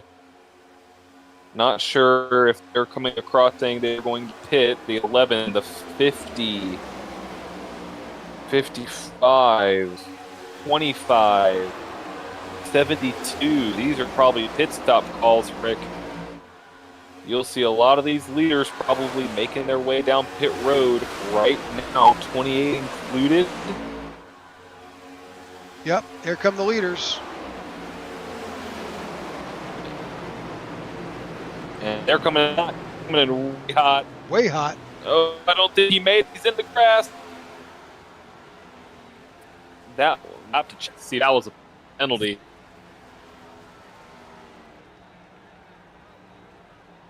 That 41 was flying Yep, he down sure pit was. road.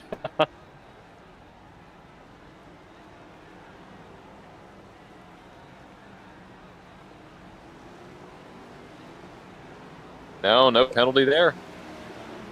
All is good.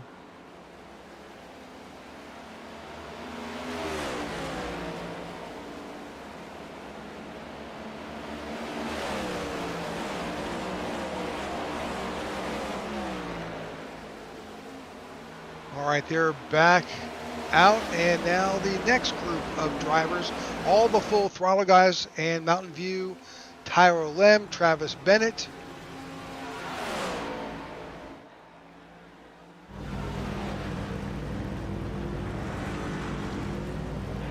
All on pit road.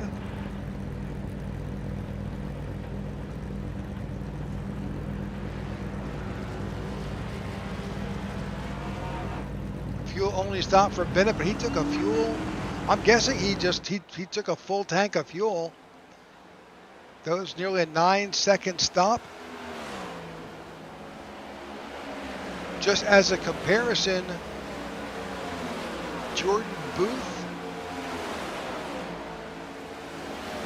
8.32, so nearly a second better between the 40 XLI guys and the Full Throttle Motorsports. But 15 laps to go. And Last he dealt- stop. Go ahead, John.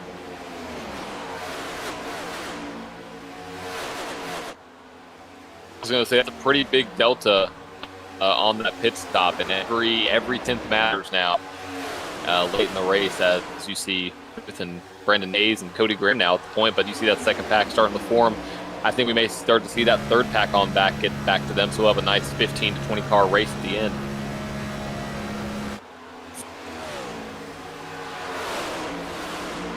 This is where the battle's at. It's going to be Bennett, Lem, Booth, and Hayes, and Jeffers. I think that's going to be your run to the front. These guys have consistently been out there all night. Oh, contact! The 99 tagged the back of the 01 of Travis. He saved it. Holy crap. Wow. 01 of... I can't believe he held on to that, Rick. He did, absolutely.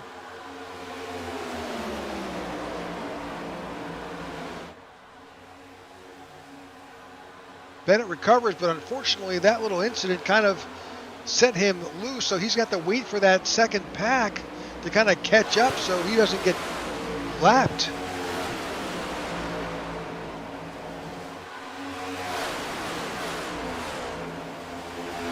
Got some help Rick, by the pushes are getting massive. Yeah, they are. That's the 01 trying to push the one pushing the 01, and the 13 is there. That's Nick Alves. Nick Alves is sponsored by Coastal Financial. Oh, we're wrecking in 4. Vernon Broadback. I think that was, yep, the 10 again.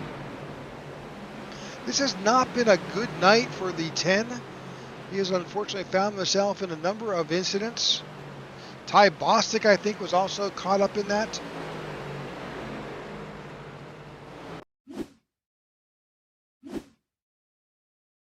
Looks like the 10's are in the middle lane there, 22. The 10 comes down and unfortunately touches the right rear, spins the 22 dead into the wall. Major damage on that 22 of Bostic.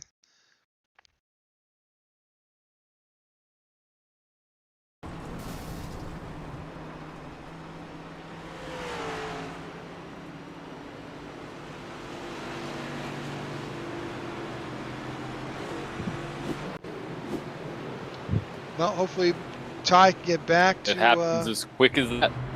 Yep. Looks like Ty had to tow. He was so damaged. So he is in, hopefully making repairs. I'm not sure how that all plays out, if he had used it earlier or not.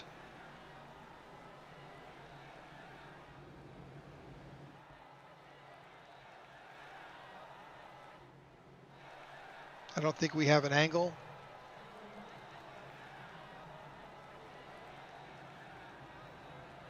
Try to get another angle of the so I think he had to tow. There he is. So one of the challenges that you face here is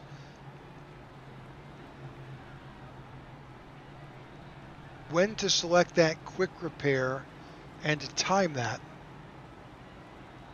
So he may have to wait out the towing process, which seems to take forever because that car is tore up, before he can utilize that quick repair.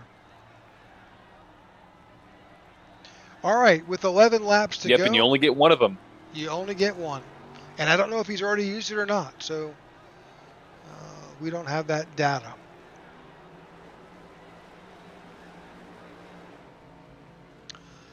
Okay, number of drivers on pit road. Looks like the Grease Monkey. No, it was Michael Whitley Jr. was on pit road with a number of other drivers, but here we are, 11 laps to go. By the time we go back to green flag racing, will be around 9.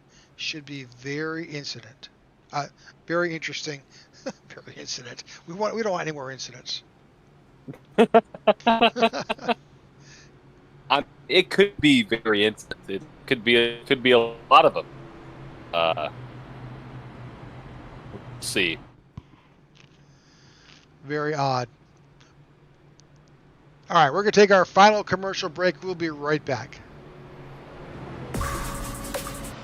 Our mission at Coastal Financial is to provide comprehensive financial planning solutions tailored to each individual's unique needs and goals, with the aim of empowering our clients to make informed financial decisions and achieve their financial potential. Our focus is providing the highest level of service to our clients, including successful business owners, professionals, and nonprofit organizations. Our commitment is to helping you improve your financial position, reach your financial goals, and safeguard your family and business. Our goal is to provide you with the resources and guidance necessary to accomplish these objectives. Our process utilizes a thorough and exclusive financial analysis, efficient implementation of recommendations, and continual reevaluation of fluctuating dynamics. You can find us at coastalfinancial.com or on Facebook at Coastal Financial.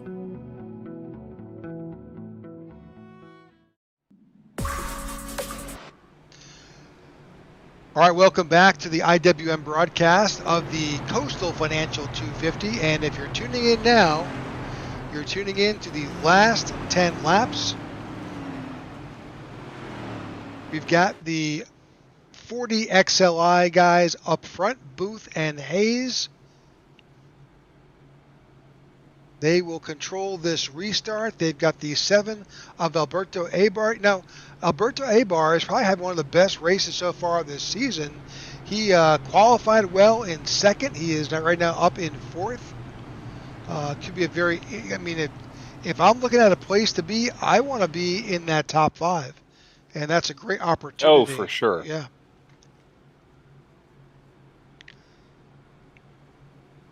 So also up front, Eric Jeffers is currently in 5th. Let's not fail to mention the 27 of Cody Graham with GKM, Jacob Musso. Also up there, Tyler Lem and Jonathan Varanaskas.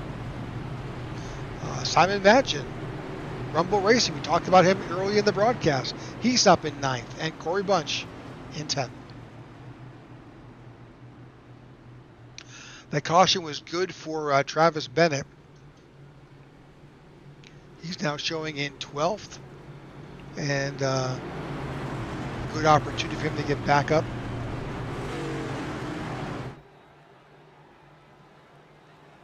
For sure.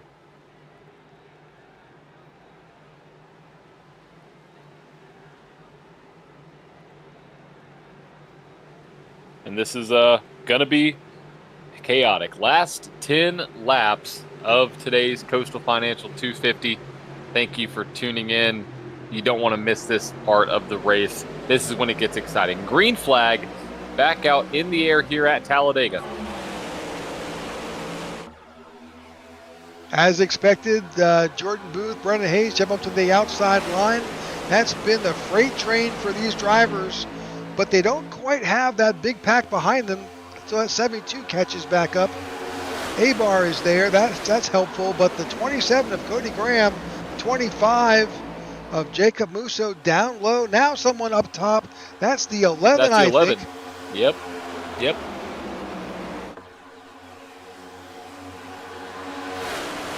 I was wondering when that third line was going to form, and here it is. Coming now to 8 laps to go. Who is going to go with the 11? Tyler Thurman. There's a lot of moving and shaking going on. You saw the 99 of Tyler Lem swerving back and forth. Do I go low? Do I stay high? But look, wrecking. Caution's out. Yeah, they went 4 wide, and that didn't work. Corey Bunch also involved. For the 77, bad timing there. But Jacob Musso also involved.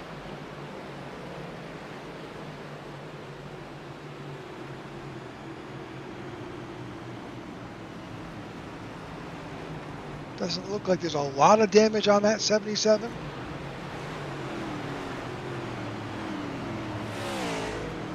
But I'm thinking that 17, it's got some significant nose damage.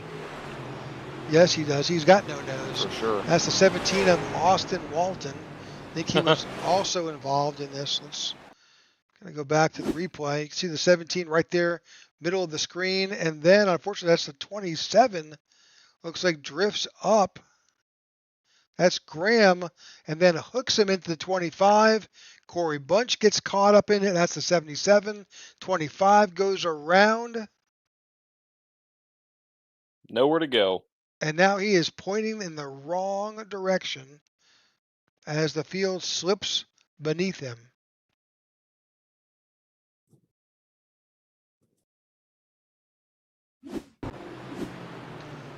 Okay, that is our 9th caution of the night.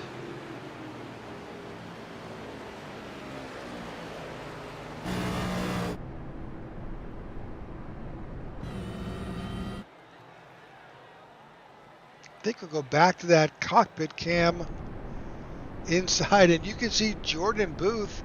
He is clutching it. He is doing everything he can to save fuel. Probably asking why they just pitted on lap 78. Well, if you've got a number of green, white checker restarts, you're going to need fuel. Yep.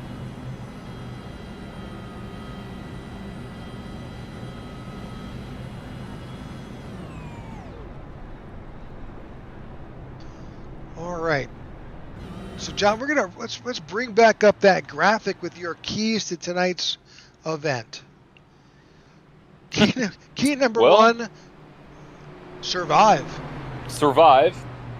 Yeah, Most it's did. been So far. It's been just survival. Yeah, it's been survival. You got to get to the end, and then patience. I don't think we've seen much of that. That is not. No. I don't think that's been much. Short supply.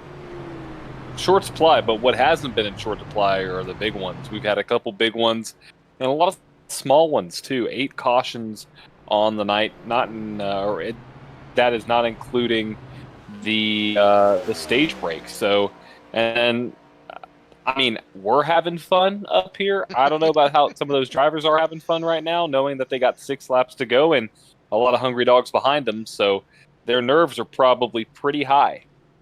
Yeah, unfortunately, Ty Bostic has retired. Alex Murphy has also retired. Ty Bostic from that last wreck that took him out.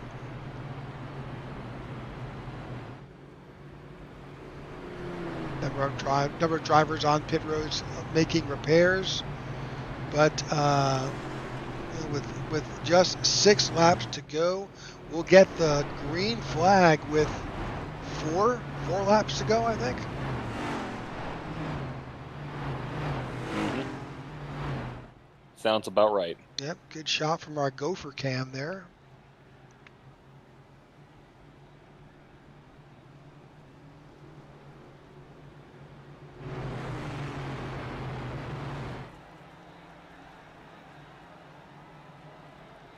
All right, field is coming by. We should get the 1 to go from the flagman.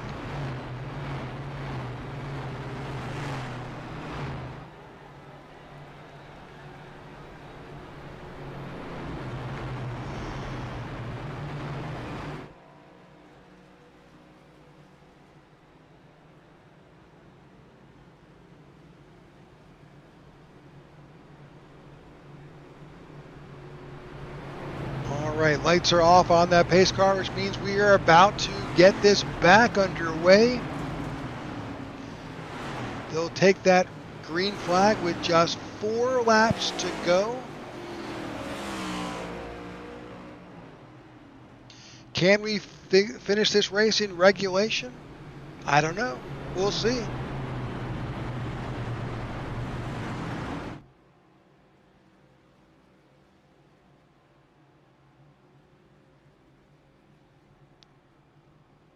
Vernon Broadback, who is... It's going to be wild. That's all I know. Yeah, I just noticing the chat from his cockpit of his number 10. Vernon basically said, this has been anything but my race. So, yep, it just happens. Sometimes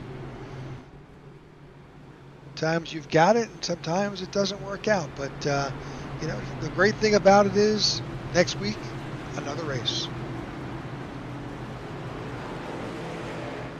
Another race and another track.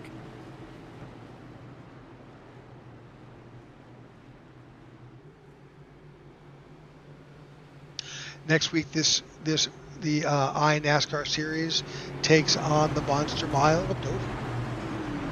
Oh yeah, Monster Mile. That is always a wild one. One of my favorite always tracks. a wild one. Oh yeah, I love it. I love turn 4. Coming out of turn 4, you feel like you're gonna just absolutely take down the wall, but hey, that's where gravity and grip exist. So you're able to stay there. All right. Well, we may not have this one as gravity. We may see some cars flying as we got the green flag. Now 4 laps to go at the line at Talladega. The 40 XLI guys orchestrate their start perfectly. Who's going to challenge Brendan Hayes, Jordan Booth at the top of this field? 72 of Jonathan Varanakis runs up. He's got the 1 of Matthew Robinson. Good move by the 1. Tyro Lem is out there, and the 11 of Tyler Thurman to the outside, to the inside. Big push. Well, it can't be the inside anymore. We've got a almost like a line-based block going on. They're kind of holding that in control. Alberto Abar in the 7 is leading that lower line. He's got the 46 of Simon Madgen behind him. Looking and the sun's setting, Rick. It is. And they don't have lights. Yeah, this track does not have lights. Luckily, there's only 3 laps to go here at Talladega.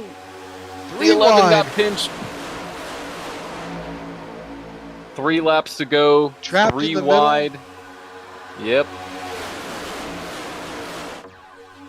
All right, what is the move? Where is the move going to come from? You see Jordan Booth, Brendan Hayes occupying that middle line. You have Jonathan Varanakis there in P2 with the 1 of Matthew Robinson there in P4. Travis P3 Bennett, and P4.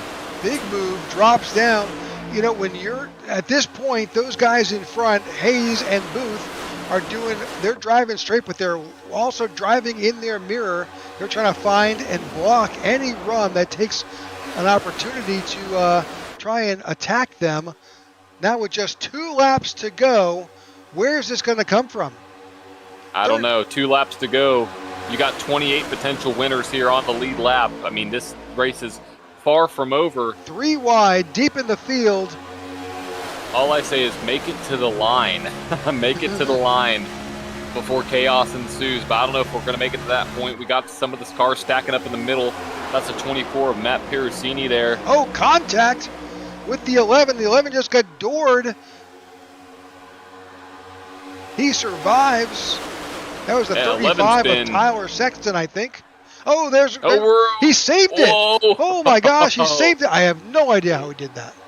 That was impressive. That just basically saved what we're going to now hit, which is the white flag.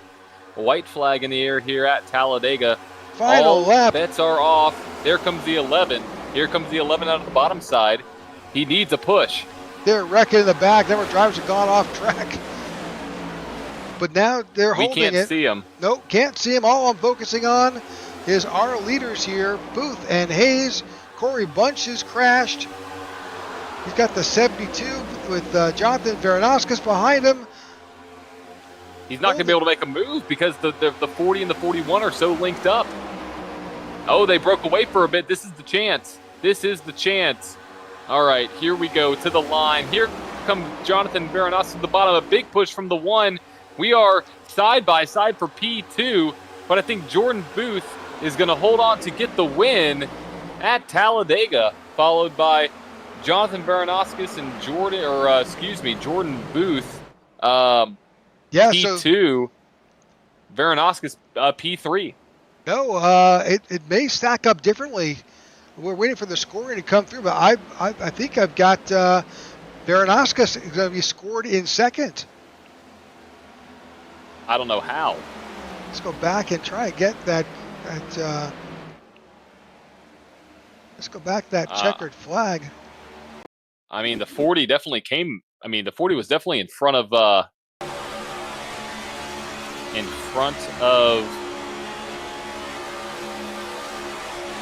Excuse me. Yeah, Jordan Booth got the win Brendan Hayes in second. Brendan Hayes in second, which Yeah, there we go. maybe it's Yep. our data. Nope. Okay. It's Yeah. just the initial data. We're good. We're good. I was like, Oh, a little crazy. oh yeah, it's still showing it wrong on our end. But the 41, Jordan Booth gets it done at Talladega. We knew he was going to be strong. All right, we got results. Let's bring those results in. Alrighty, Jordan Booth gets it done here at Talladega in the Coastal Financial 250 with Brendan Hayes, his teammate, in second. Jonathan Varanauskis there in third. Matthew Robinson in fourth. Travis Bennett in fifth. Tyler Sexton in sixth. Tyler Lem in seventh. Tyler Thurman in eighth. Look at that. I feel like we've had the Tylers all finished together before. I don't know. It may just be me, but I feel like they all seem to be around each other. Today, Tyler Sexton won the battle out of the Tylers with Scott Thomas in ninth and Vernon Broadbeck in 10th.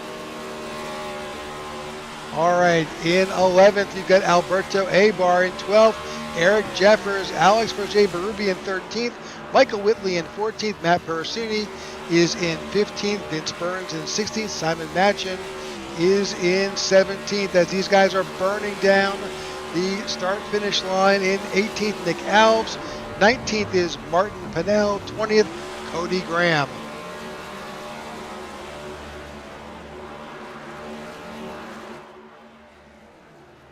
In 21st, you have Martin Strode, John Krupa, second, Austin Walton in 20th, Garrett Waldforth, Ron Fitting in 25th, Corey Bunch 26th, Jacob Mugo in 27th and 28th. You have, I believe, Richard Mills, 29th, Joe 3rd, Corey and Tony Jack 31st, Bill 32nd, Mr. Ty Bostic 3rd, Alex 34th, and that is your final field. All right, let's see if we got any. We don't quite have anybody in the race lobby. Let's see if we can find Mr. Varanauskis.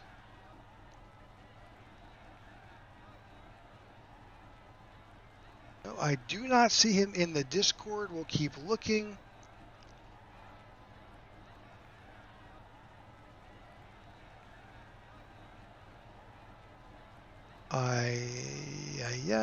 Oh, there we go. There we go.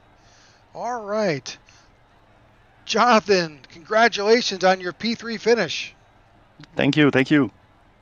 Heck of a finish. You know, we were talking about, you know, those drivers that we were seeing up front, and you qualified 27th, and here you are, P2. What a great finish. Yes. Well, obviously on the super speedway, you don't know what to expect. So had a great night. I'm very thankful for that. Congratulations on your finish. On that restart, what were the thoughts going through your head? I was trying to look behind me for someone who could help me, but I didn't have a lot of teammates behind me. I had Simon Magin, not too far, but he was not on the same line as me, so it was a little bit difficult. From there, it was just to let the things happen and see what we can do. And yes, I want taking when to pass the purple team, and if I would go low or high, because the eye line was very great tonight. So that's it. All Very right. great night. Very good points for me tonight. Absolutely. Very happy for that. Yeah, very congratulations on that. Any shout outs tonight? Yeah, I'd like to shout out to number 19 who pushed me for the stage win. It was a very great push from him and my teammate at Rumble Racing.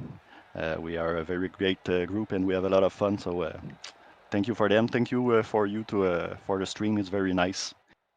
Oh, I appreciate looking back to the race after the race. So thanks to you. Oh, you're very welcome. We have a ball doing it, and you know we go through. We put up our keys to the race, and the number in that list was have fun, and it sounds like you definitely enjoyed yourself. Yes. All right, that's your third place finisher. That's Jonathan Vernoskis. Is that correct? Did I say that right? Yes, perfect. Okay, very good. All right, congratulations. Thank you. You're welcome. All right, let's bring in our second place finisher, Mr. Brendan Hayes. Let's bring him in to the broadcast booth. Brendan, congratulations on your second place finish. Thank you very much. It's been long awaited, and it's nice to finally get a good run. Absolutely. You guys have been, shaking and baking between you and Jordan pretty much the majority of the laps in that in the race, but certainly on that restart, all bets are off. A little bit scary there, but you all held it together. Yeah, we throughout the race, we found that outside line was where you wanted to be. So we made it work trying to hold that outside line, and it seemed to work at the end. Everybody in the back of the pack kind of, were 2 by 2, 3 wide, so it kind of stalled them back, and him and I just worked together, just didn't let off the gas in that final lap. My temps were about to blow, but it was enough to get to the end, and it was a good shot for Jonathan. He was pretty close, but it was overall really good finish at the end. Yeah, you guys did a great job of bump drafting. Sometimes a little bit. You had us nervous in the booth as you were bump drafting through the corners, which is always a bit challenging. Yeah, and we go back to Daytona. I remember I was pushing him on the top and nearly took him out. So I was trying my best not to repeat that, and I'd kind of let off a little bit because I was using those corners to kind of get that temp back. But we just laid on it. He was steady on the wheel. I was steady on the wheel, and it worked out. All right. Well, congratulations on that finish. Any shout outs tonight? Well, of course, to my winning teammate Jordan and my other teammate who didn't race tonight, Kai, who's watching. Shout out to them both, great guys, and congrats to Jordan on his win. You got it. All right, that's your second place finisher, Mr. Brendan Hayes, and we want to welcome Mr. Jordan Booth to the broadcast booth. Hey guys, yeah, that was a good race. Yeah, congratulations on your win. We were just talking to Brendan. You guys both had us a little nervous up here in the booth watching how you guys were bump drafting, but it paid off. That high line was freaky fast. Oh yeah, man. I mean, Brendan's one of the best pushers I've seen on here. I trust him with my life in those corners, pushing as hard as he does. But yeah, that top line, I mean, you could defend so well. If the bottom lane got a run, you go down side draft and you're right back in the lead by 3 car lengths again. And I mean, if somebody tries to go around the top, you're kind of already up there. You just slide up with them. So yeah, it was good race. And, obviously Brendan pretty much solidified us with that P1, P2 with his pushing all night. So yeah, it was a good kind of redemption after we screwed up Daytona. Well, certainly there you could tell how well you guys. I mean, as much as you were out front drafting and leading, your defensive actions were just awesome. So, how you guys protected yourselves. Well, appreciate that. Yeah, I mean, makes it easy whenever you're not worried about the guy behind you, right? So, I mean, It makes the way that you race it so much more aggressive. Any shout outs tonight?